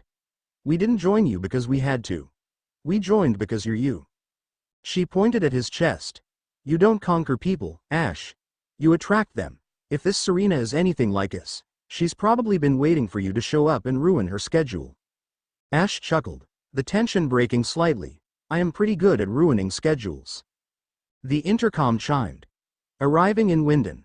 Passengers are advised that a curfew is in effect. All citizens must present Directorate ID upon exit. Ash looked at the city approaching. A massive, walled metropolis of steel and neon, and in the center, piercing the clouds, was the Rose Tower. It glowed with a menacing crimson light. Ash's hand went to his belt. Let's go get the girl, Ash said. Chapter 5 end. Chapter 6. The iron cage Winden did not sleep, it vibrated. The capital of Galar was a monolith of steel and glass, illuminated by the harsh, artificial glare of neon advertisements and the red warning lights of the Directorate's patrol drones. The air tasted of recycled oxygen and ozone. Ash, Lily, and Mina moved through the maintenance tunnels beneath Winden Stadium. The atmosphere was stifling. Above them, the roar of a crowd, 60,000 strong, vibrated through the concrete ceiling like a physical weight. This is a trap, Mina whispered, her voice echoing slightly in the damp tunnel. She gripped her paint spear tightly. I mean, obviously. But it feels specific. The air up there, it's not just smog, it's conductive. They want us here, Ash agreed. He checked the corners, his movement efficient and silent. They're using the performance as bait. If I don't show up, they hurt her. If I do show up, they spring the trap. And yet, Lily adjusted her gloves, her eyes glowing with a faint, pearlescent light. We are walking right into it. We don't have a choice, Ash said. He stopped at a ladder labeled Stage Left Access. Serena is the key. Without her, the circuit doesn't close. Without the circuit, we can't stop whatever is in the basement. He looked at his wrist. The 3 bands, gold, kaleidoscope, and pearl, were pulsing erratically. They sensed the 4th. The pull was magnetic. Ready? Ash asked. Let's crash the party, Mina grinned nervously. The Winden Stadium was a sea of light. Ash emerged onto the catwalks high above the stage, hidden in the shadows of the lighting rigs. The sight below stole the breath from his lungs. The pitch had been transformed into a dreamscape. Holographic forests shimmered in the air, shifting seasons with the music. In the center, standing on a platform of crystalline ice, was Serena. She was breathtaking. She wasn't the girl he remembered from the snow in Snowbell City. She was a woman who commanded the attention of an empire. She wore a performance dress of deep crimson and gold, cut for movement, elegant but practical. Her hair was shorter, framing a face that had lost its baby fat and gained a sharp, focused determination. Beside her, Sylveon moved like a ribbon in the wind, its feelers glowing with a soft, calming light that seemed to cut through the harsh industrial gloom of the city. Delphox. Mystical fire. Serena's voice rang out, clear and projected without a microphone. Her Delphox spun, its wand tracing arcs of fire that didn't burn but illuminated, turning into phantom dancers that joined them on stage. The crowd roared. Ash felt a physical jolt in his chest. It wasn't the Xerneas shard. It was just him. She's amazing, Lily whispered beside him. She's powerful, Mina corrected, her artist's eye tracking the flow of energy. Look at the audience. They aren't just cheering. They're calming down. Mina was right. The Directorate soldiers lining the exits, weapons in hand, looked less aggressive. Their shoulders slumped. The angry buzz of the city seemed to dim whenever Sylveon's ribbons touched the ground. She's an empathy dampener, Ash realized. She's fighting the Directorate's fear-mongering just by existing. Suddenly, the music cut. The holographic forest flickered and died. The stadium lights slammed off, plunging the arena into darkness. A single spotlight snapped on, not on Serena, on the royal box. High Marshal Kincaid stood there. He wasn't wearing a military uniform. He was wearing a suit, holding a glass of champagne. Behind him stood a wall of riot police. A beautiful performance, Kincaid's voice boomed over the PA system. Truly, it almost makes one forget the reality of our world, almost. Serena looked up, shielding her eyes. She didn't look scared, she looked annoyed. This is my stage, Marshal, she said, her voice amplified by her Pokémon. You are interrupting. I am curating. Kincaid smiled thinly. We have a special guest in the rafters. A fugitive. A terrorist. A Godeling. The spotlight swung violently, cutting through the darkness and pinning Ash, Lily, and Mina on the catwalk. The crowd gasped. Ash Ketchum, Kincaid announced. The boy who would be king. Welcome to the main event. Ash stood up. He didn't hide. He stepped to the edge of the catwalk, his silhouette framed by the blinding light. Let her go, Kincaid, Ash shouted. This is between you and me. Oh, it involves her, Kincaid said. He pressed a button on a remote in his hand. You see, Ketchum, you rely too much on magic. You think your connection to the Tree of Life makes you invincible. But biology has limits. Physics has rules. Kincaid's grin widened. Project Pharaoh Dome, activate. A low, subsonic thrum shook the stadium. From the perimeter of the arena, massive metallic pylons telescoping out of the ground. They crackled with gray, static energy. ZDAM. A dome of translucent gray energy snapped into place over the stadium, sealing it shut. Ash felt it instantly. It wasn't pain, it was silence. The roaring river of energy in his veins, the power that had let him regrow forests and fight kaiju, simply vanished. It was like someone had unplugged the universe. Ash gasped, clutching his chest. The glowing veins on his neck went dark. The golden light in his eyes faded back to brown. The weight of his own body, which he hadn't felt in months, crashed down on him. Ash. Lily grabbed him as he stumbled. My connection, Ash wheezed. It's gone. I can't hear them. I can't hear Xerneas. Fairy aura is nullified, Kincaid narrated. This field generates a wavelength that actively cancels infinity energy. Inside this cage, there are no gods. Only flesh and blood. Kincaid signaled the riot police. Kill him. The soldiers on the catwalks raised their rifles. Run. Ash shoved Lily and Mina toward the maintenance door.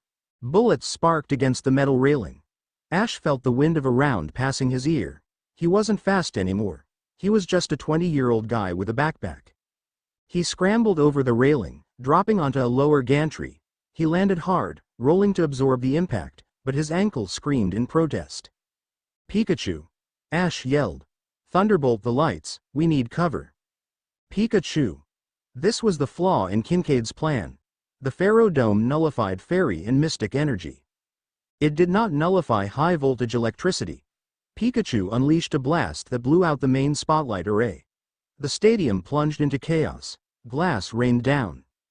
Get to the stage, Ash ordered, limping but moving fast. We have to get Serena. The floor of the stadium was a war zone. Ash dropped from the gantry, sliding down a support cable. His hands burned, the friction tearing through his gloves. He hit the grass of the pitch, rolling to his feet. Directorate drones, the Wasp models, swarmed down. Iron Tail. Pikachu intercepted one, slicing it in half, but there were dozens. Delphox. Flamethrower. A wall of fire erupted to Ash's left, incinerating a squad of drones. Serena was there. She ran to him, Sylveon at her heels. She didn't hug him. She grabbed his arm, pulling him behind the cover of her ice platform. You're late, she said, breathless.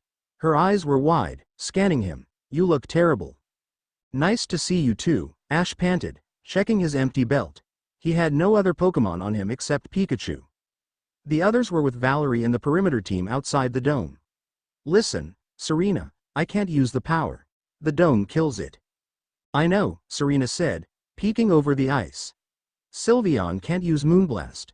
We're locked to physical and elemental attacks only. We need to break the emitters, Ash pointed to the pylons, but they're shielded. Ash. 3 riot troopers charged their position, batons crackling with stun charges. Ash reacted on instinct. He didn't have super strength, he didn't have vines. He tackled the first soldier, driving his shoulder into the man's solar plexus. It was sloppy, desperate fighting. The soldier grunted, swinging the baton. Ash ducked, taking a glancing blow to the ribs that made him see stars. Crack. Ash yelled, grabbing the soldier's helmet and slamming it into the ice platform. The man went limp. The second soldier raised his baton. Whack. A paintbrush handle slammed into the soldier's throat. Mina vaulted over the ice, kicking the man in the chest. I still have reach, Mina shouted. The third soldier aimed a pistol. Snowy. Powder snow. Lily slid in, her Vulpix spraying a cloud of blinding ice. They were a team. But they were cornered. Hundreds of soldiers were pouring onto the field. We can't win a firefight, Ash said, wiping blood from his mouth. We need to leave, now.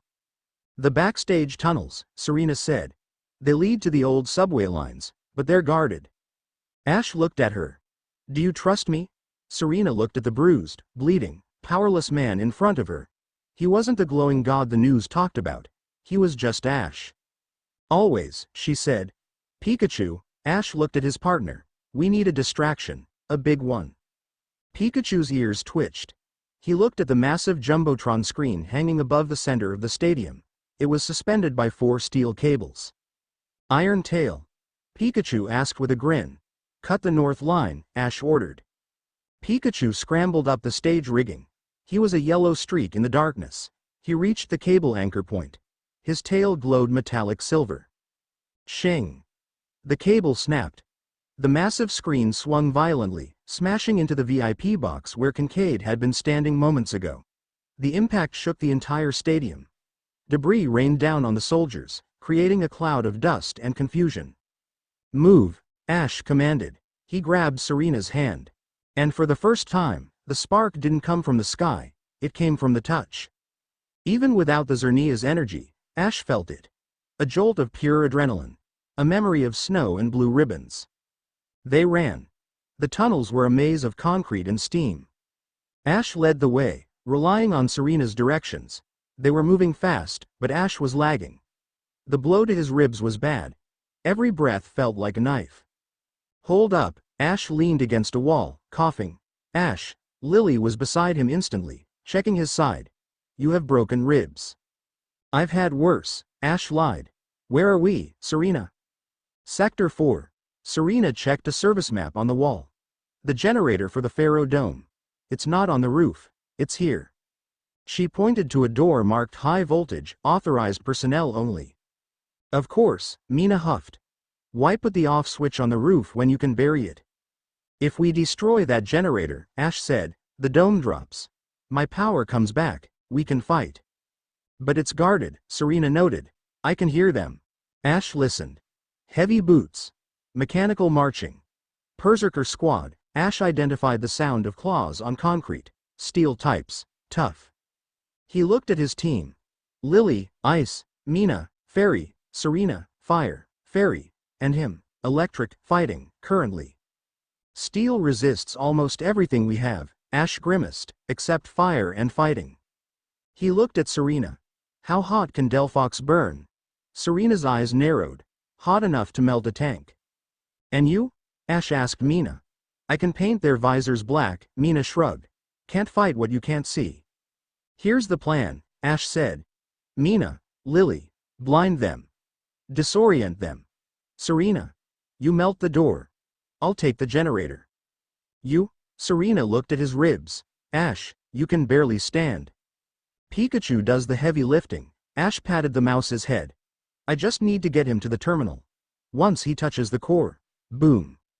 They stacked up on the door. 3, 2, 1, mark. Mina kicked the door open. Rabombi, dazzling gleam. A flashbang went off. The interior of the generator room turned white.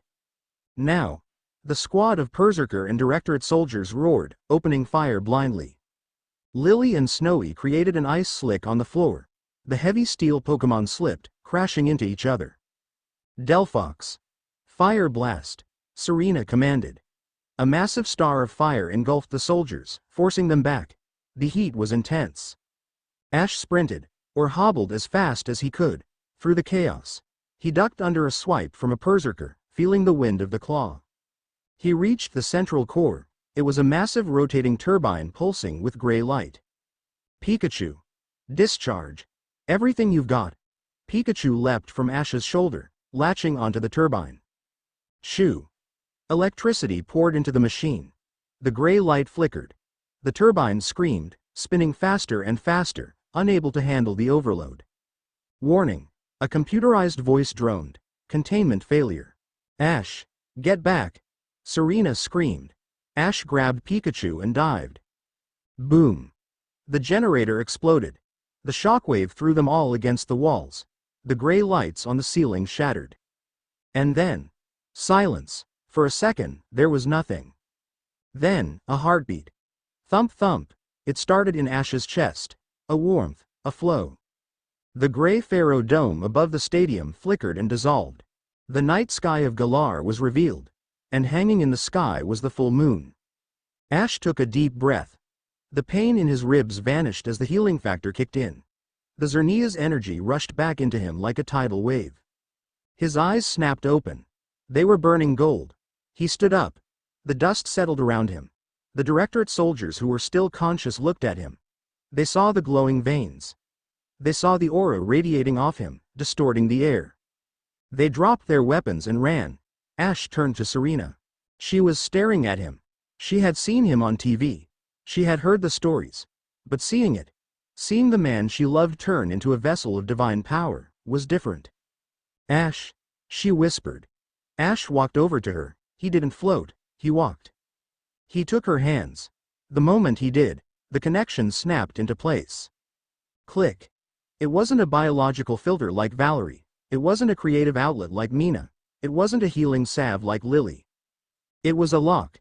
Xerneas' spirit didn't just accept the power, she amplified it. She gave it purpose, she gave it direction. Ash felt the chaotic noise in his head finally, truly, go quiet. The 4 anchors were set. The circuit was complete. He squeezed her hands. "I'm back," he said. Xerneas smiled.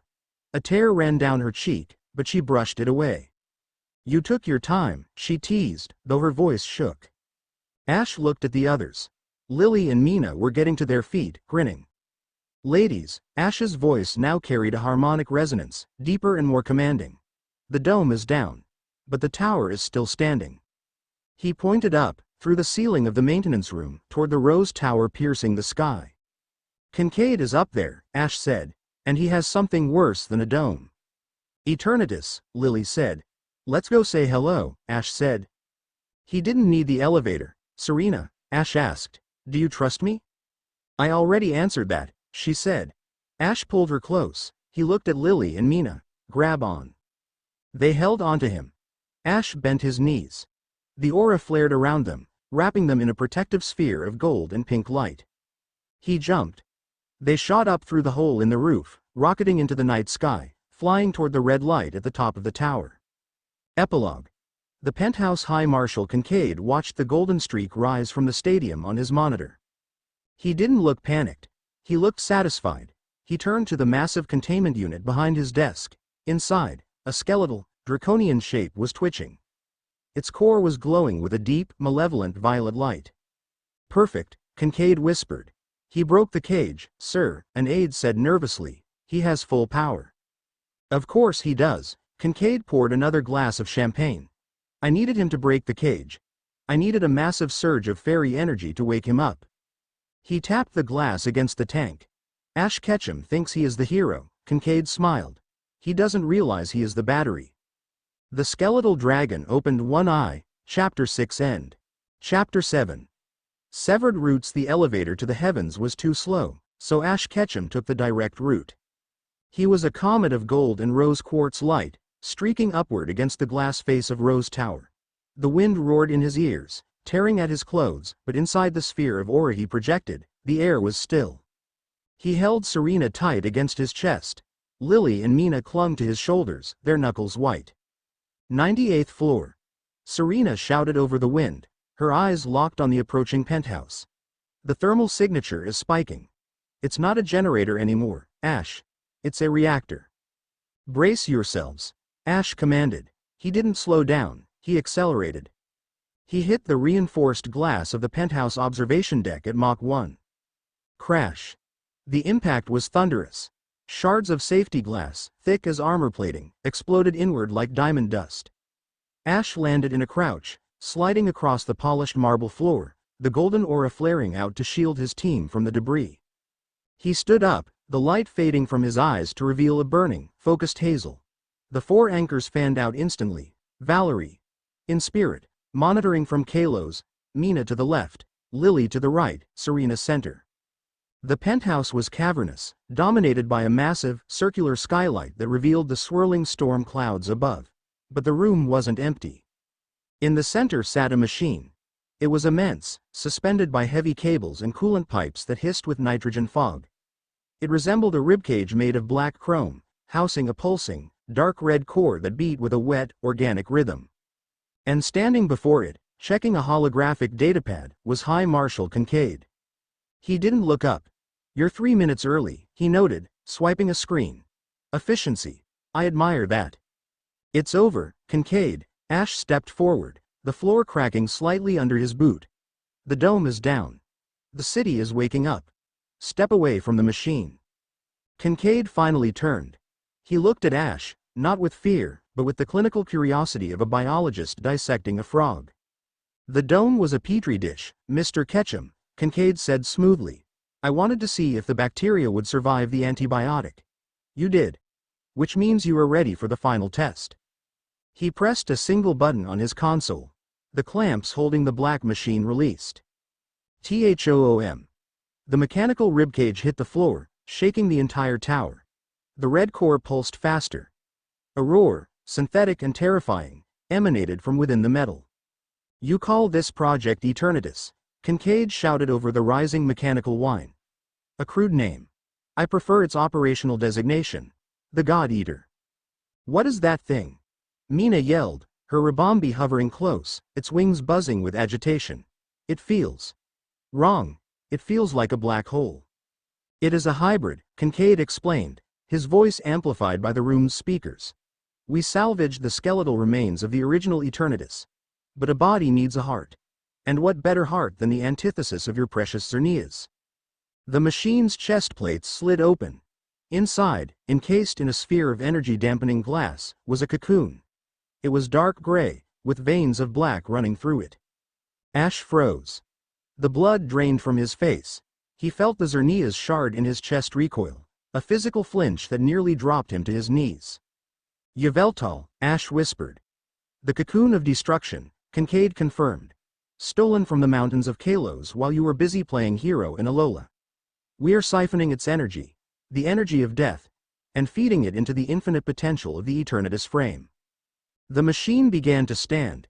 It unfolded like a metallic spider, rising to a height of 20 feet. Its eyes, optic sensors glowing with the dark red of Yveltal's rage, locked onto Ash. Ash, we have to destroy the cocoon, Lily shouted.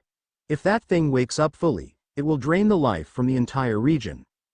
Destroying it releases the death wave, Ash countered, panic edging his voice. We have to contain it. Containment is no longer an option, Kincaid sneered. He raised his hand. The machine mimicked the movement. Target the vessel. Drain him. The God Eater opened its maw. A beam of dark, purple energy, a corrupted fusion of Dynamax cannon and Oblivion wing, fired. Scatter. Ash roared. He pushed Serena aside just as the beam hit the spot where they had been standing. The marble didn't explode. It aged. The stone turned gray, crumbled to dust, and then vanished into nothingness. It accelerates entropy, Serena gasped, rolling to her feet. If that hits us. We turn to dust, Ash finished, regaining his balance. Pikachu. Thunderbolt. Aim for the joints. Pikachu launched a massive electric assault. The lightning struck the machine's knee joint. Zap. It did nothing. The black armor absorbed the electricity, the red core pulsing brighter. It eats energy. Mina realized. Any attack we throw at it just charges the battery. Physical attacks only. Ash ordered. Greninja, Dragonite, Lucario, let's go. He threw 3 balls. His heavy hitters materialized. Greninja moved first, a blur of water and shadow. He slashed at the machine's hydraulic lines with Night Slash. The blades connected, sparking against the alloy, but the metal regenerated instantly, knitting back together with black tendrils. Dragonite tackled the torso, driving the machine back, but the God Eater caught the dragon in one massive claw. Grind.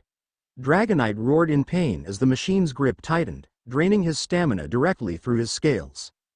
Dragonite, return. Ash recalled the dragon just before his arm could be crushed. Ash was panting. He looked at his hands. The golden veins were dimming. Every time the machine fired, he felt Xerneas' power wane. It was a predator. It was hunting him. We can't fight it head-on, Serena said, sliding next to him. Her Sylveon was using light screen to deflect the radiation leaking from the core. Ash, it's designed to counter you. It's the death to your life. Then we change the rules, Ash gritted his teeth. Lily, can you freeze the coolant lines? I can try, Lily commanded. Snowy, Blizzard, full power. Mina, gum up the gears, use your stickiest pollen. On it, Serena. Keep the heat on the sensors, blind it. The 3 women moved in perfect sync.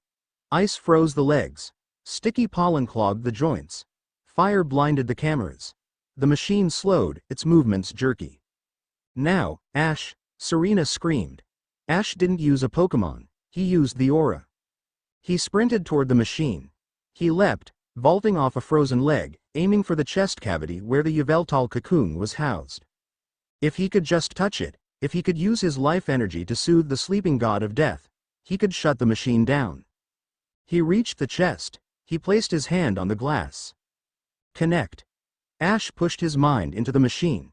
He expected to find Yveltal's rage. Instead, he found Kincaid's cold, mathematical will. Predictable, Kincaid's voice echoed in Ash's head. The chest plates didn't open. They clamped down. Ash's hand was trapped. Ash, Serena shrieked. Got you. Kincaid smiled from the console. Initiate siphon. maximum throughput. The machine reversed the flow. Instead of Ash pouring energy in, the machine began to pull. It was agony beyond description.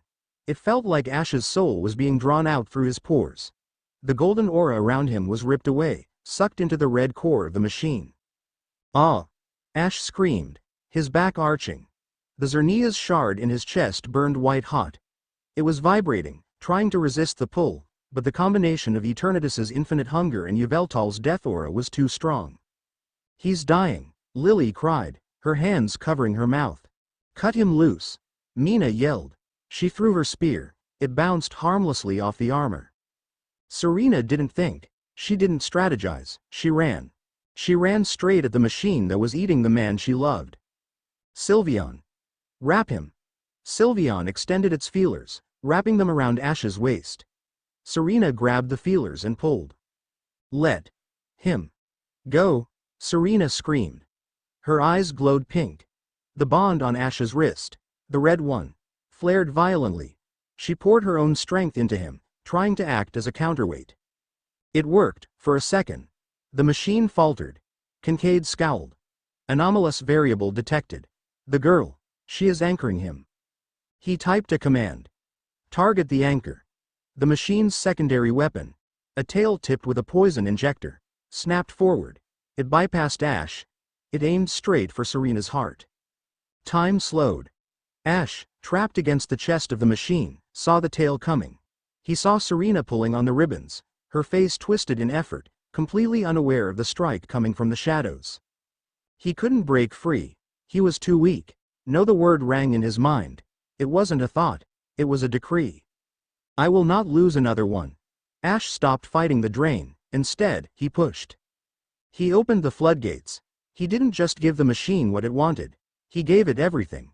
He drew upon the tree of life in Kalos, the Tapas in Alola, the forests of the world. Take it, Ash roared. He overloaded the circuit. The sudden influx of infinite energy hit the machine like a physical hammer. The red core turned blinding white. The metal groaned, expanding from the heat. Warning.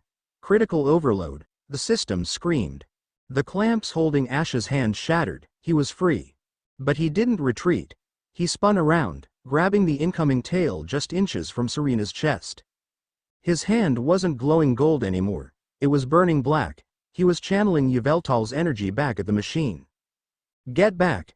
Ash threw Serena backward, using a burst of telekinetic force that sent her sliding across the room to Lily and Mina.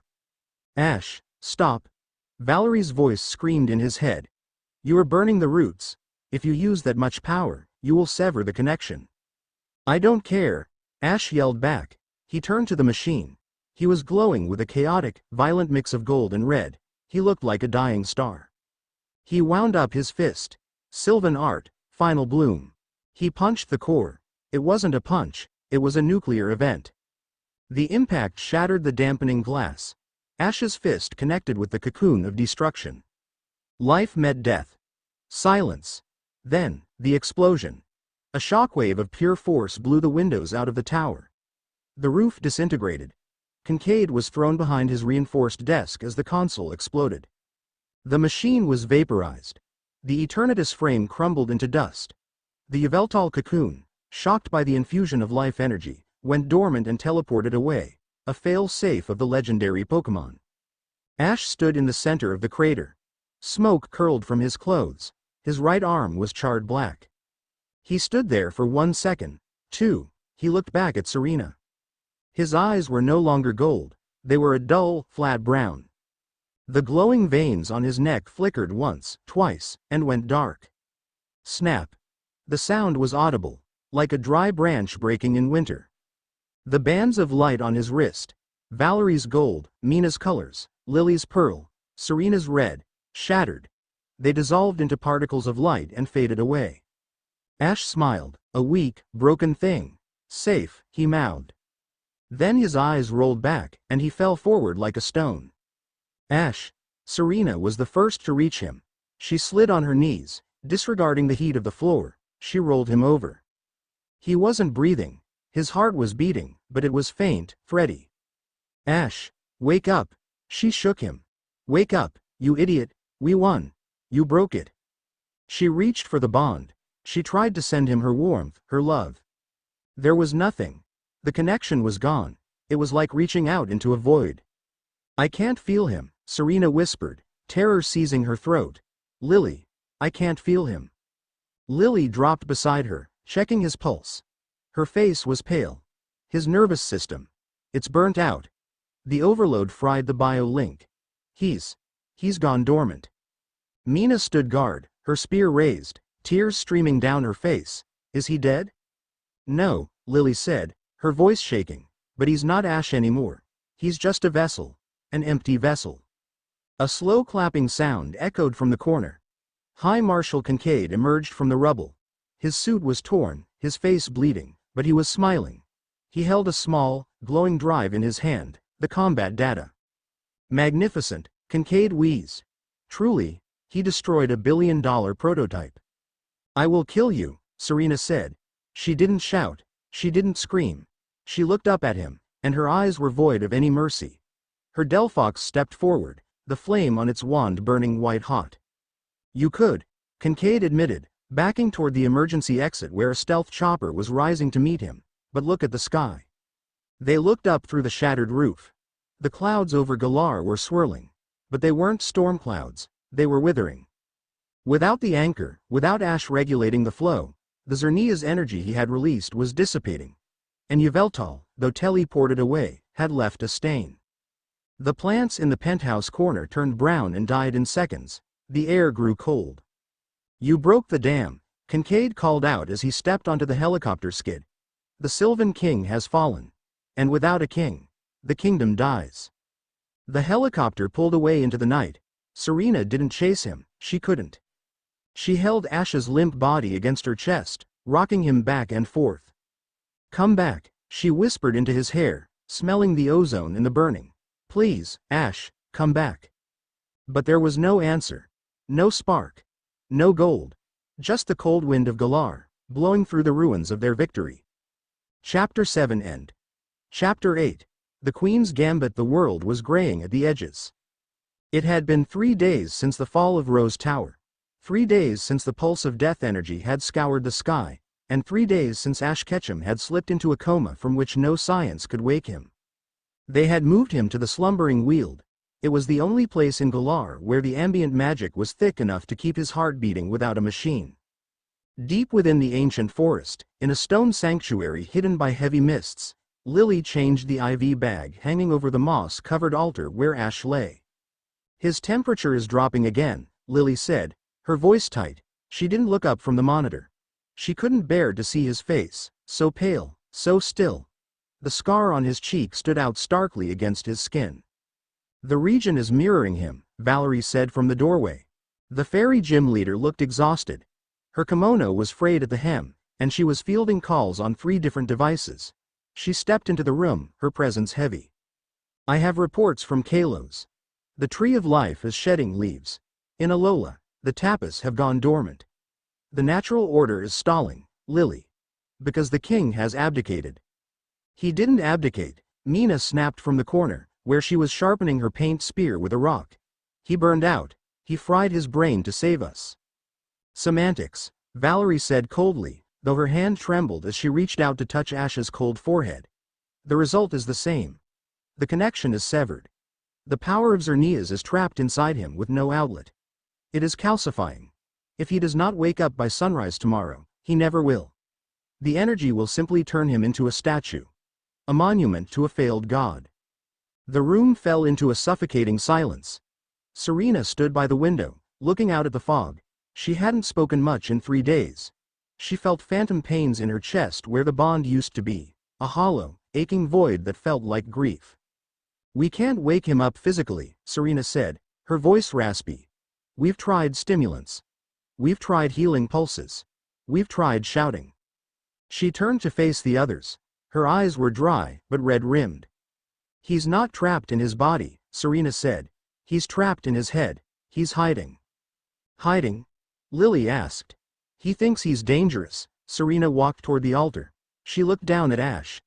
The last thing he remembers is almost killing me. He remembers the darkness of Yveltal. He's locked himself away so he doesn't hurt anyone else. A self-imposed exile, Valerie mused, in the landscape of the mind. I'm going in, Serena said. Mina stopped sharpening her spear. Going in? How? You can't just walk into a coma dream, Serena. That's not how brains work. It is if you have a psychic bridge, Serena said. She reached for a pokeball. Sylveon. Her partner materialized. Sylveon sensed the mood instantly. She wrapped a ribbon around Serena's wrist and another around Ash's limp hand. Lucario. Serena looked at the corner where Ash's Lucario sat in a meditative trance, guarding his trainer. Can you guide me? Lucario opened his eyes. They glowed with a somber blue light. He stood up and nodded. The path is treacherous. His mind is a storm. If you get lost in there, you might not wake up either. I'm not getting lost, Serena said, sitting on the edge of the stone altar. She took Ash's hand in hers. It was ice cold. I know the way home. Valerie stepped forward. She didn't argue. She placed a hand on Serena's shoulder. We will hold the line here, Valerie promised. Mina will guard the perimeter against the Directorate. Lily will sustain his body. I will anchor the ritual. Go get our husband, Serena. Serena closed her eyes. Let's go, Sylveon. Lucario. Connect. The transition wasn't like falling asleep, it was like being pulled underwater. Cold. Dark. Pressure. Serena gasped, opening her eyes. She wasn't in the sanctuary anymore, she was standing in the middle of a town. It was Pallet Town. But it was wrong. The colors were desaturated, everything rendered in shades of gray and static. The sky was a bruised purple, motionless. There was no sound, no Pidgeys, no wind, no distant traffic. Ash? She called out. Her voice didn't echo. The air swallowed the sound instantly. She walked down the road. The houses were empty. The windows were black voids. She reached the Ketchum residence. The picket fence was broken. The garden, usually full of flowers, was overgrown with crystalline thorns that looked suspiciously like the wreckage of the Rose Tower. Serena pushed open the gate. The thorns snagged her dress, tearing the fabric. She felt a sharp sting. Pain, she realized. This isn't just a dream. It's a psychic construct. If I die here, my brain shuts down. She walked up the porch steps. He was there. Ash sat on the swing bench. He was wearing his old outfit, the blue jacket, the cap pulled low. He wasn't the scarred, powerful warrior she had seen in Galar. He looked 16 again. Small. Burdened. He was staring at his hands. His hands were covered in black, tar-like substance that dripped onto the floorboards. Ash, Serena whispered. He didn't look up. You shouldn't be here, Serena. It's not safe. I'm not afraid of you, she said, stepping closer. You should be, Ash said. His voice was flat, devoid of the warmth she loved. I almost turned you to dust. I felt it. The hunger. It wasn't just the machine, Serena. It was me. When I touched that cocoon. I wanted to destroy everything. It felt good. He finally looked up. His eyes weren't brown or gold. They were black. Pure, abyssal black. I am not the king of life, Ash whispered. I am just the bomb Xerneas built to stop Yveltal. And the timer is ticking. Leave. The world around them rumbled. The sky cracked. A massive, shadowy shape, resembling a dark Lugia, circled overhead. It was a manifestation of his fear. I'm not leaving, Serena said. She sat down next to him on the swing. Ash flinched away from her. Don't touch me, I'll burn you. Then burn me, Serena shouted. She grabbed his hand, the one covered in the black tar. It burned. It felt like grabbing dry ice. The cold seared her skin, sending agony shooting up her arm, but she didn't let go. You think you're a monster because you have the capacity for destruction? Serena demanded, squeezing his hand tighter. Ash, look at me. You destroyed the machine to save me. You used the darkness to protect the light. That doesn't make you a villain. It makes you human. I'm not human anymore, Ash choked out, tears of black sludge running down his face. I'm a vessel, and the vessel is cracked. So what? Serena softened her voice. She reached up with her free hand and pulled the cap off his head. She ran her fingers through his messy hair. We're all cracked, Ash. That's how the light gets in. She leaned in close, her forehead touching his. You are Ash Ketchum from Pallet Town, she whispered fierce and low. You are the boy who jumped off a tower to save a Pikachu. You are the man who held the line in Kalos. You are the idiot who was too dense to realize I loved him for 3 years. Ash let out a shuddering breath. The blackness in his eyes flickered. And you, Serena continued, her voice breaking, are the man I chose. Not Xerneas. Me. I didn't choose a god. I chose you. So you don't get to decide you're too dangerous for me. That is my choice. She kissed him. It wasn't a tentative kiss. It was a demand. She poured everything she had into it. Her memories of their journey, her fear of losing him, her absolute, unshakable belief in his goodness. In the real world, Sylveon's ribbons glowed blindingly bright. In the mindscape, the gray world shattered. The black tar on Ash's hands turned into gold dust and blew away. The purple sky broke apart, revealing a brilliant, sunrise gold. Ash gasped against her lips. He pulled back. The black eyes were gone. They were gold. Molten, living gold. But they weren't scary anymore, they were warm. Serena, he whispered, his voice sounding like himself again. Welcome back, she smiled, tears streaming down her face. Ash looked at his hands. They were glowing. I can't put it back in the box, he said, realizing the truth. The power. It's not separate anymore, it's me. Good, Serena stood up, pulling him with her. We're going to need it, because I think Kincaid is still out there. Ash gripped her hand. The landscape around them dissolved into light. Let's go home, Ash said. The sanctuary, slumbering, wheeled. Lily gasped as the vitals monitor spiked. Heart rate accelerating, brain activity. It's off the charts. Clear the altar.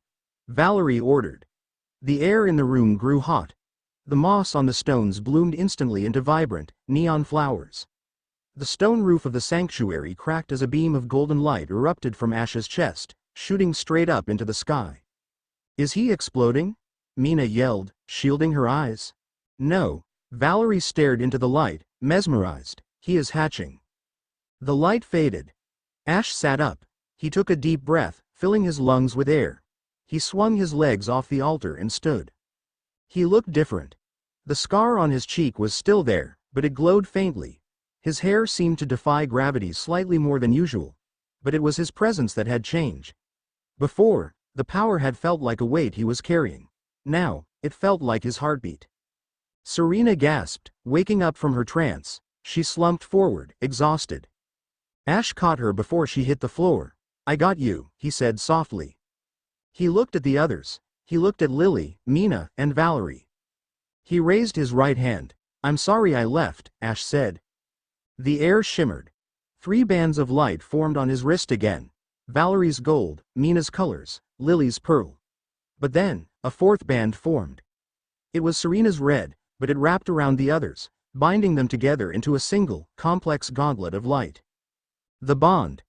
Valerie whispered, touching her own wrist where a matching mark appeared. It has evolved. It is no longer a siphon. It is a network. Ash clenched his fist. The golden light hummed, perfectly controlled. Kincaid thinks he broke the king, Ash said, his voice carrying a new, resonant authority. He just woke him up. He turned to the door. Where is he? The directorate fell back to the Isle of Armor, Valerie reported, snapping into general mode instantly. They're fortifying the Master Dojo. They have something there.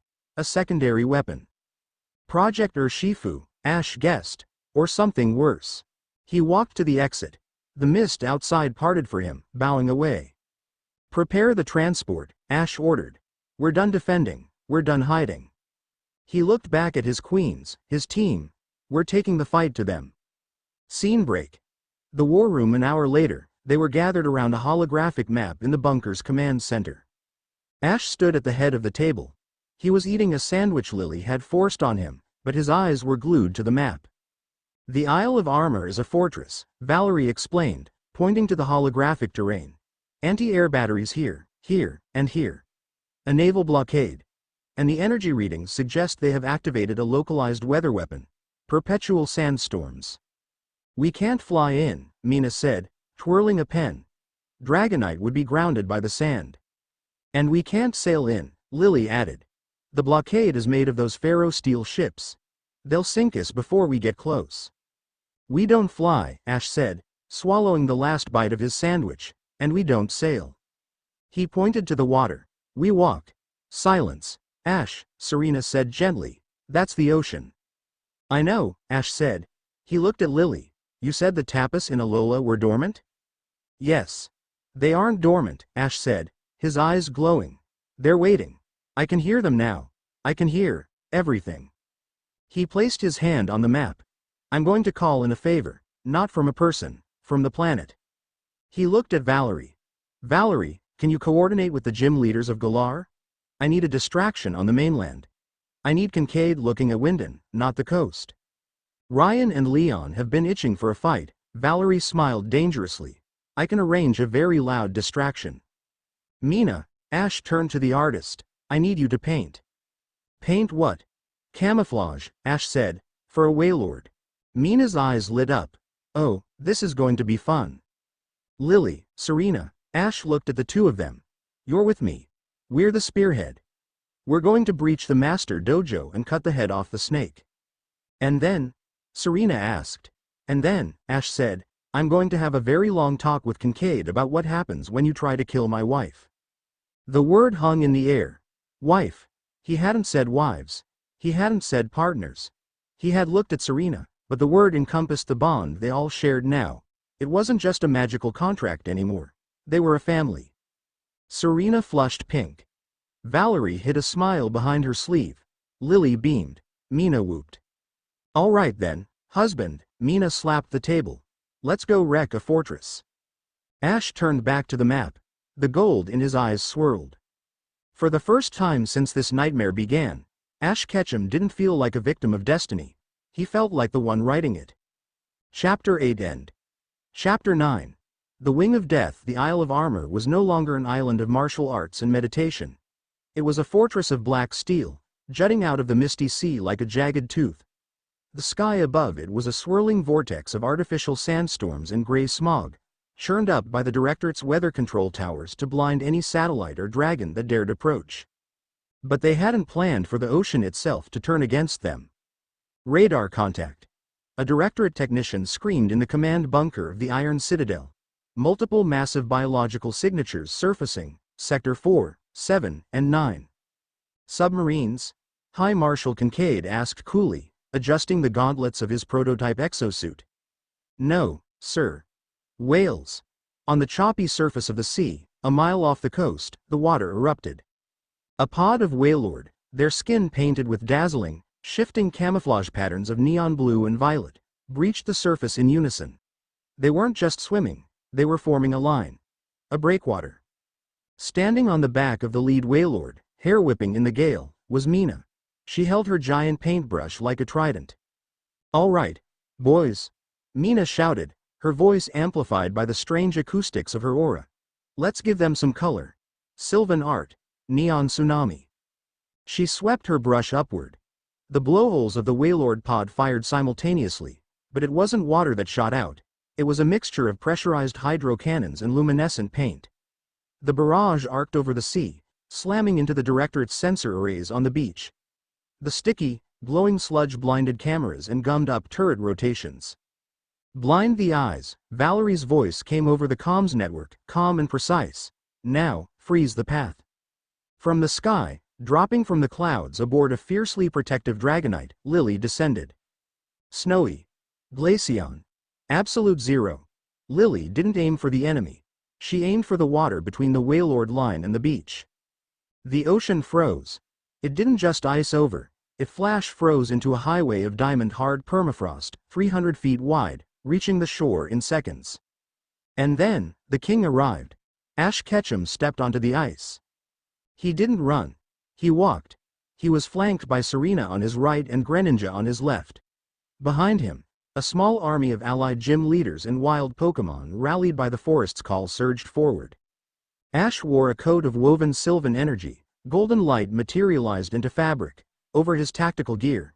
His eyes were burning gold. The four-colored bands on his wrist pulsed in a steady, terrifying rhythm. Kincaid, Ash whispered, his voice carrying across the mile of ice without shouting. I'm coming for you. The beachhead the Directorate responded with thunder. Open fire. Kinetic rounds. Full spread. The automated turrets on the beachhead unleashed a wall of lead and laser fire. Greninja, water shuriken curtain, Ash ordered calmly. Greninja moved so fast he blurred. He created a spinning wall of water blades in front of Ash, deflecting the bullets. Pikachu, overload the grid. Pikachu, riding on Ash's shoulder, cheeks crackling with blue electricity, didn't shoot a thunderbolt. He shot a signal. A high-frequency EMP burst that scrambled the targeting chips of the nearest drones. They hit the beach. Serena, take the right flank, Ash commanded. Burn the barricades. Delphox. Fire blast. Serena spun, her crimson dress flaring. A star of fire incinerated a line of tank traps, clearing a path for the heavy hitters, Raiden and Tyranitar, to charge through. Lily, shield the rear. Don't let them flank us. Magirna, Fleur Cannon. Defensive spread. Lily directed the mechanical soul heart to create a dome of light, protecting the wounded. Ash walked straight up the center. A directorate tank, a massive, treaded beast called the Steelix Mark IV, rumbled toward him, its main cannon leveling at his chest. Ash didn't dodge. He raised his hand. Roots. The ground beneath the tank exploded. Not with explosives, but with life. Massive, gnarled roots of ancient oak tore through the reinforced concrete of the landing pad. They wrapped around the tank, crushing the gun barrel like a soda can, lifting the 50-ton vehicle into the air and tossing it aside. Ash kept walking. Soldiers in exoskeletons charged him with stun batons. Ash didn't even look at them. He pulsed his aura. A wave of golden pressure expanded from his body. The soldiers were thrown backward, their suits locking up as the Sylvan energy interfered with their power cells. He's not fighting, a soldier screamed, scrambling back. He's walking through us. Ash reached the gates of the Master Dojo. The wooden doors were gone, replaced by a blast shield of titanium. Ash placed his palm on the metal. Open. He poured the energy of the Alalan sun and the Colossian earth into the metal. The titanium groaned. It didn't melt, it bloomed. Metal turned into wood. Bolts turned into knots. The high-tech alloy reverted to its elemental state, twisting and warping until the blast shield became a massive, open archway of flowering vines. Ash stepped through into the courtyard, the Iron Citadel. The courtyard of the Master Dojo had been gutted. The training grounds were gone, replaced by a massive launch silo. Standing in the center of the silo, waiting for him, was High Marshal Kincaid. He was unrecognizable. He was encased in a 12-foot-tall mechanized suit of armor.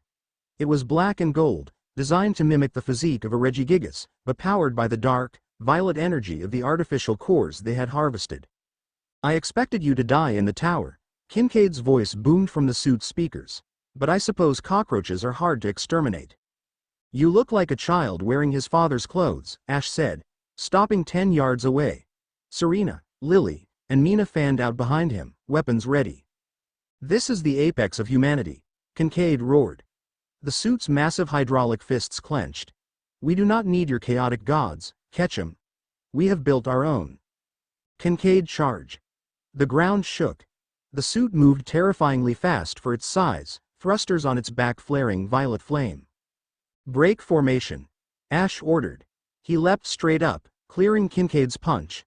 The fist slammed into the ground, creating a crater. Serena. Thermal shock. Delphox. Mystical fire. Serena hit the suit's left knee joint with white-hot flame. Lily. Rapid cool. Snowy. Powder snow. Lily hit the same spot with sub-zero ice. The metal groaned, thermal stress fracturing the armor plating. Mina. Get in the cracks. Mina vaulted off a piece of debris. Rabombi. Pollen puff. The explosive kind. She threw a handful of glowing orbs into the hairline fractures of the knee. Boom. The armor stumbled. "You annoying little insects," Kincaid snarled. Shoulder-mounted pods opened on the suit. Swarm missiles. Target the girls. Dozens of micro-missiles shrieked into the air, locking onto Serena, Lily, and Mina. "No," Ash said. His eyes flashed. The golden bands on his wrist merged into a single gauntlet of light. Sylvan art. Canopy of Kings. Ash slammed his hands together. A massive, translucent tree of golden energy erupted from the ground. Its branches spread out instantly, weaving a dome over his partners. The missiles impacted the energy leaves. They didn't explode. They were absorbed, turned into harmless bursts of light that fed the tree. Ash lowered his hands. The tree faded. He looked at Kincaid. "Is that it?" Ash asked. "Hardly," Kincaid growled. The suit's chest cavity opened. A beam of pure, concentrated violet energy, synthetic death, charged up. "I saved this for you. Catch him." The God Killer beam. "Ash, move." Xerneas screamed. Ash didn't move. He took a stance, feet wide, fist pulled back. "Lucario," Ash murmured. "Synchronize." Lucario appeared beside him. They moved in perfect unison. Aura. Sphere. But it wasn't blue. Ash poured the Xerneas power into the sphere. Lucario poured his fighting spirit. The sphere grew. It turned gold, then white, then a blinding, prismatic rainbow. It was the size of a van. Kincaid fired the death beam. Ash threw the life sphere. The two energies collided in the center of the courtyard. Crack. The sound was like reality breaking. The air turned into ozone. The violet beam pushed against the rainbow sphere. Ground Zero melted into glass. It was a stalemate. "You can't win," Kincaid yelled, pushing his engines to the limit. "My power source is endless. I am draining the ley lines directly." "You're draining the planet," Ash gritted his teeth, holding the clash, "and the planet is getting angry." Ash was right. The air pressure dropped. The sky turned a bruised, terrified purple. The stalemate shattered, not because one side won, but because a third player entered the game. A scream tore through the clouds. It wasn't a mechanical sound. It was the sound of the grave opening. Shri-onk. The clouds above the Isle of Armor swirled into a black vortex. Red lightning, darker than blood, crackled through the smog. Kincaid's suit faltered. "What?" Energy spike detected. "Source. Above." A beam of red light struck the center of the courtyard, blowing Ash and Kincaid apart. From the smoke, a figure rose. It was shaped like a Y. It was black and red, with eyes of cold, blue fire. Its wings spanned the entire courtyard. Yveltal. The destruction Pokémon. It had woken up, and it knew who had stolen its power. "It found us," Lily whispered, terror gripping her.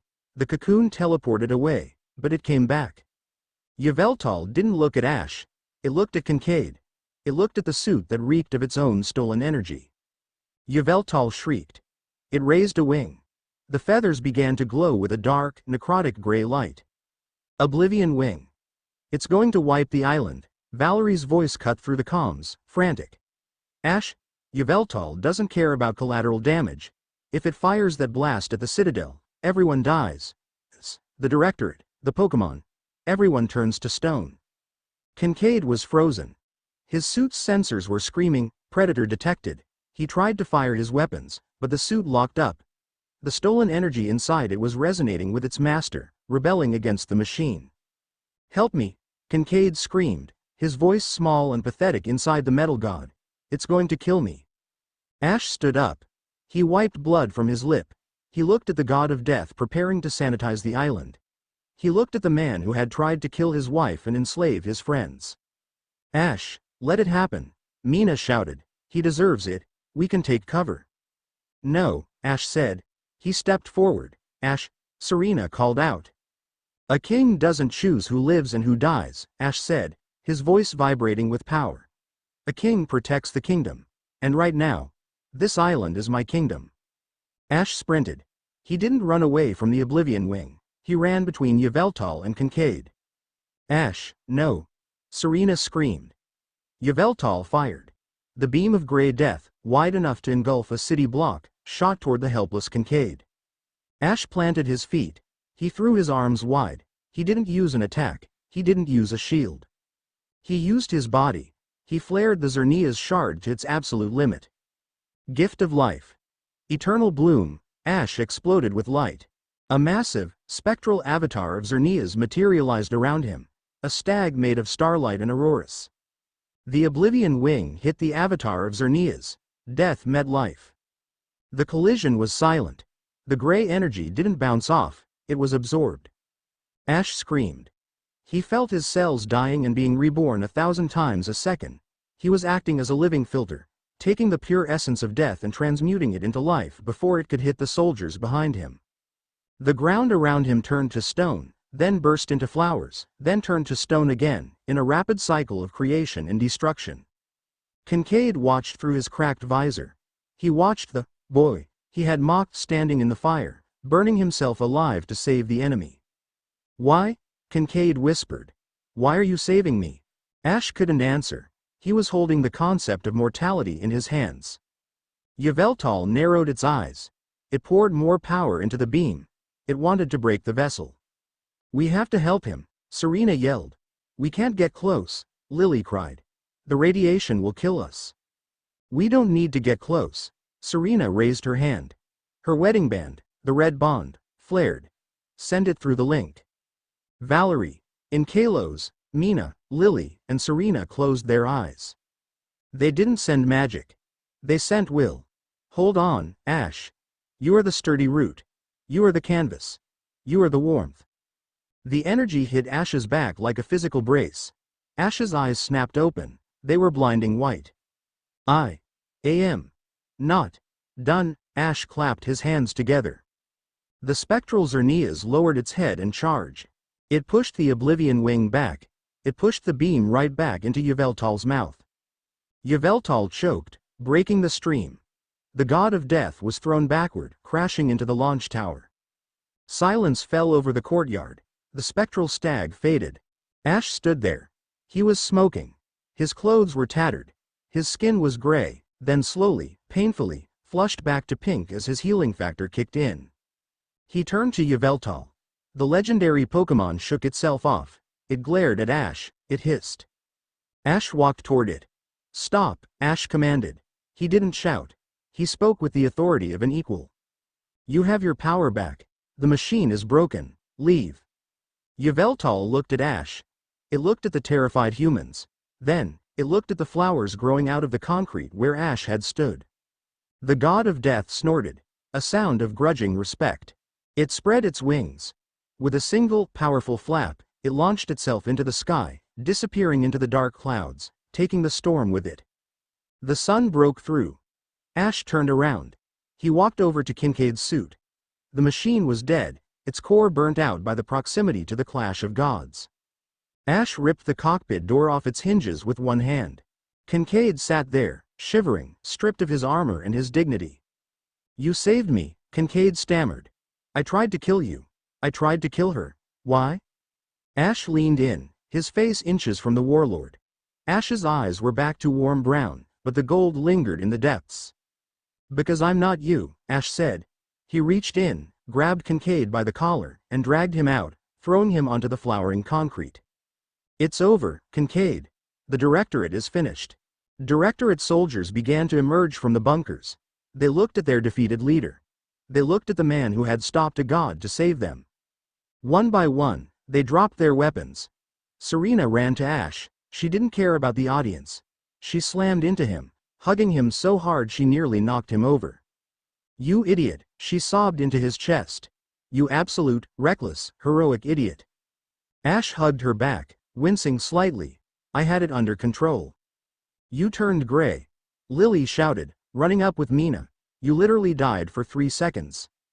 "I got better," Ash grinned weakly. Mina punched him in the arm, hard. "Ow. That's for scaring us," Mina said, wiping her eyes, "and this." She kissed his cheek. "Is for being the coolest guy the first no." Valerie's voice came over the comms, sounding relieved. "The Directorate forces on the mainland have surrendered. The feed of you blocking the Oblivion wing was broadcast globally. It's hard to argue human supremacy when a human just saved you from the apocalypse." Ash looked at the sky. It was clear. The air smelled of rain and flowers. He looked at his wrist.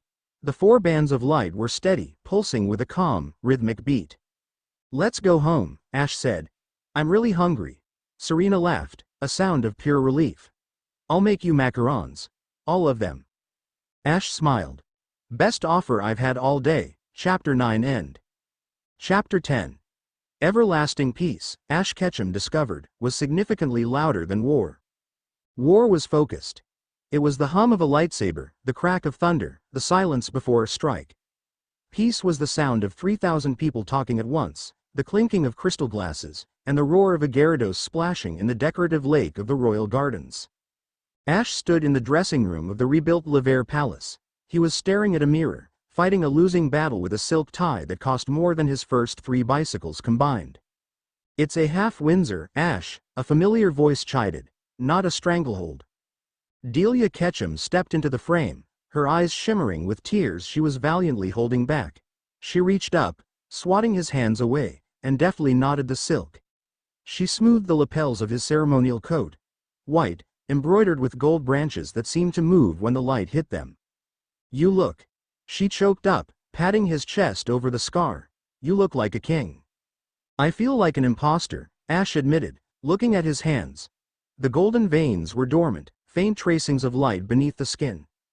"Mom, a month ago I was sleeping in a tent and eating berries. Now I'm about to go out there and sign the Accord of Nature, and marry 4 of the most powerful women in the world. It's a lot." "It is," Delia agreed, stepping back to admire him, "but you've never done things the easy way. You left home at 10 with a Pikachu that hated you, now look at you." "Pika Pie." Pikachu chirped from a velvet cushion. He was wearing a tiny matching white tuxedo and looked significantly more comfortable in it than Ash did. Yeah, laugh it up," Ash grinned, scratching his partner behind the ear. The door opened. Professor Oak stuck his head in. "It's time, my boy. The delegates are seated. The champions are ready. And the brides. Well, I suspect if you keep them waiting much longer, Mina might start painting on the guests." Ash took a deep breath. He squared his shoulders. The nervousness vanished, replaced by the calm, golden focus that was now a permanent part of his soul. "Okay," Ash said. "Let's do this." The ceremony was not held in a church or a hall. It was held at the base of the Tree of Life. Since the battle on the Isle of Armor, the tree had bloomed with a ferocity that defied seasons. Its canopy stretched for miles, casting a benevolent, rainbow-hued shade over the gathering. The aisle was a path of living moss. The guests were a who's who of the Pokemon world. Lance and Cynthia stood talking near the front. Leon and Ryan were arguing good-naturedly about capes. Gary Oak gave Ash a solemn nod from the second row. Even members of the former directorate were there. Scientists and engineers now working under the supervision of the new Sylvan Council to repair the damage they had done. Ash walked down the aisle. He didn't walk alone. He walked with his Pokemon, Pikachu, Greninja, Lucario, Dragonite, Gengar, Sirfetch'd. They were his honor guard. He reached the altar, a natural formation of roots woven into a platform. Then, the music changed. It wasn't an organ. It was a melody played by a choir of wild Jigglypuff and Chatot, harmonized by the wind rustling the leaves. They arrived. Valerie came first. She wore a kimono of traditional Colossian design, but the fabric was woven from sheer moonlight. She walked with the grace of a river, her face serene. She represented the foundation, the history. Mina followed. She had refused a traditional gown. She wore a flowing dress that looked like a splash of watercolor paint, pinks, yellows, and blues bleeding into white. She was barefoot, flowers braided into her hair. She represented the joy, the freedom. Lily was next. Her dress was simple, structured, and pure white, resembling a closed lily flower. She held a bouquet of grossedia flowers. She looked radiant, her eyes clear of the shadows that had haunted her for so long. She represented the healing, the heart. Serena came last. She wore crimson and gold. Her dress was cut for a performer, regal and bold. She didn't look down. She looked straight at Ash, her eyes burning with the fierce love that had anchored him when the void tried to take him. She represented the future, the partner. They ascended the platform, standing in a semicircle around Ash. There was no priest. The tree itself was the witness. Ash looked at them. The bond on his wrist, the complex, woven gauntlet of 4 colors, hummed warmly. "We are gathered," Ash began, his voice amplified by the Sylvan acoustics, reaching every ear in the forest, not just to join lives, but to heal a world. He looked at Valerie. "Valerie, you taught me that power has a cost. That a king must be a servant to his land. I vowed to share the burden of the crown, so you never have to carry the weight of history alone." Valerie bowed her head, a single tear slipping free. and I vow to be the roots that hold you when the storm comes. He looked at Mina. Mina, you taught me that life isn't just about surviving, it's about creating. I vow to keep the world colorful enough for you to paint, and to never let the duty crush the dream. Mina grinned, sniffing loudly. And I vow to remind you to take a break, dude, and to make sure your life is a masterpiece. He looked at Lily. Lily, you taught me that even the broken things can bloom again. I vow to protect the peace we fought for, so you never have to be afraid of the dark again. Lily stepped forward, taking his hand. And I vow to be the balm for your scars, and the quiet in your noise. He looked at Serena. Ash paused. The crowd went silent. Serena, he said softly. You taught me that I don't have to be the chosen one to be chosen. You saw the man when the world saw the monster. I vow to be the hero you believe in, and the husband you deserve. Until the end of the line. Serena squeezed his hand, her smile brilliant. You're never getting rid of me, Ash Ketchum. I vow to run with you, anywhere, forever. The air pressure dropped. The tree of life began to glow. From the trunk of the massive tree, a light emerged. It coalesced into the form of the stag. Xerneas. The life Pokémon stepped onto the altar. It towered over them, its antlers shining with every color of the spectrum. It didn't speak in words, but the feeling washed over everyone present. Accepted. Xerneas lowered its head, touching its nose to Ash's chest, right over the scar. A pulse of energy rippled out. It washed over the brides, over the crowd, over the land. It wasn't a pulse of power. It was a pulse of permanence. The chaotic, volatile energy that Ash had struggled to control for months finally settled. It locked into place. The Sylvan Pact was sealed. Long live the king! A voice shouted from the crowd. It was Clement. Long live the queens! Bonnie yelled even louder. The forest erupted in cheers. Xerneas faded back into light, its job done. Ash looked at his wives. He felt the connection open wide, a four-way channel of absolute trust and affection. So, Ash grinned. Who's hungry? The reception was a blur of joy. Ash found himself dancing with Lily, who was surprisingly good, Mina, who was chaotic, Valerie, who led him effortlessly, and Serena, who moved with him as if they shared a single mind. He shook hands with former enemies, he hugged old friends. But as the moon rose high over Kalos, the noise began to feel overwhelming again. Ash slipped away. He climbed the stone stairs to the highest balcony of the palace, overlooking the recovered forest. The air was cool and smelled of night-blooming jasmine. He leaned against the railing, exhaling a long breath. Hiding from your subjects already? Ash didn't turn. He smiled, just catching my breath. Serena walked out of the shadows. She joined him at the railing. A moment later, Valerie drifted out, followed by Lily and Mina. They didn't crowd him. They simply occupied the space around him, their presence natural and grounding. It's strange, Ash said, looking at the stars. For years, I traveled. I never stayed in one place for more than a few weeks. I thought the journey was the point. That if I stopped, I'd lose myself. And now? Lily asked softly, resting her head on his shoulder. Ash looked at the band on his wrist. It was glowing softly in the dark, gold, pink, white, red. Now I realize, Ash said, that I wasn't running toward becoming a master, I was running away from being lonely. He turned to face them.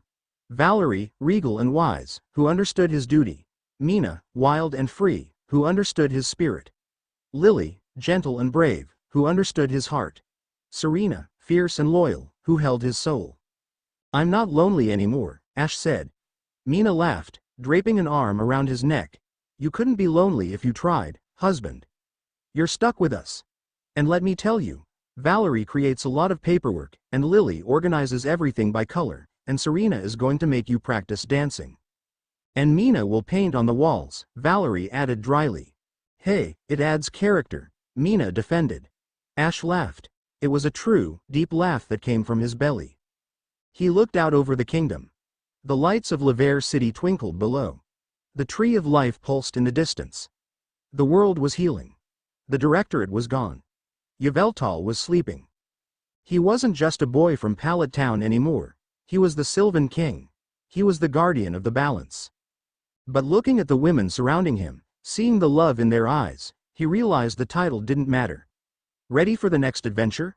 Serena asked, lacing her fingers through his. Ash looked at the horizon, where the sun would rise on a new era. Yeah, Ash said, pulling them all into a group hug, the golden aura flaring one last time to wrap them in warmth. I choose you. Chapter 10 End.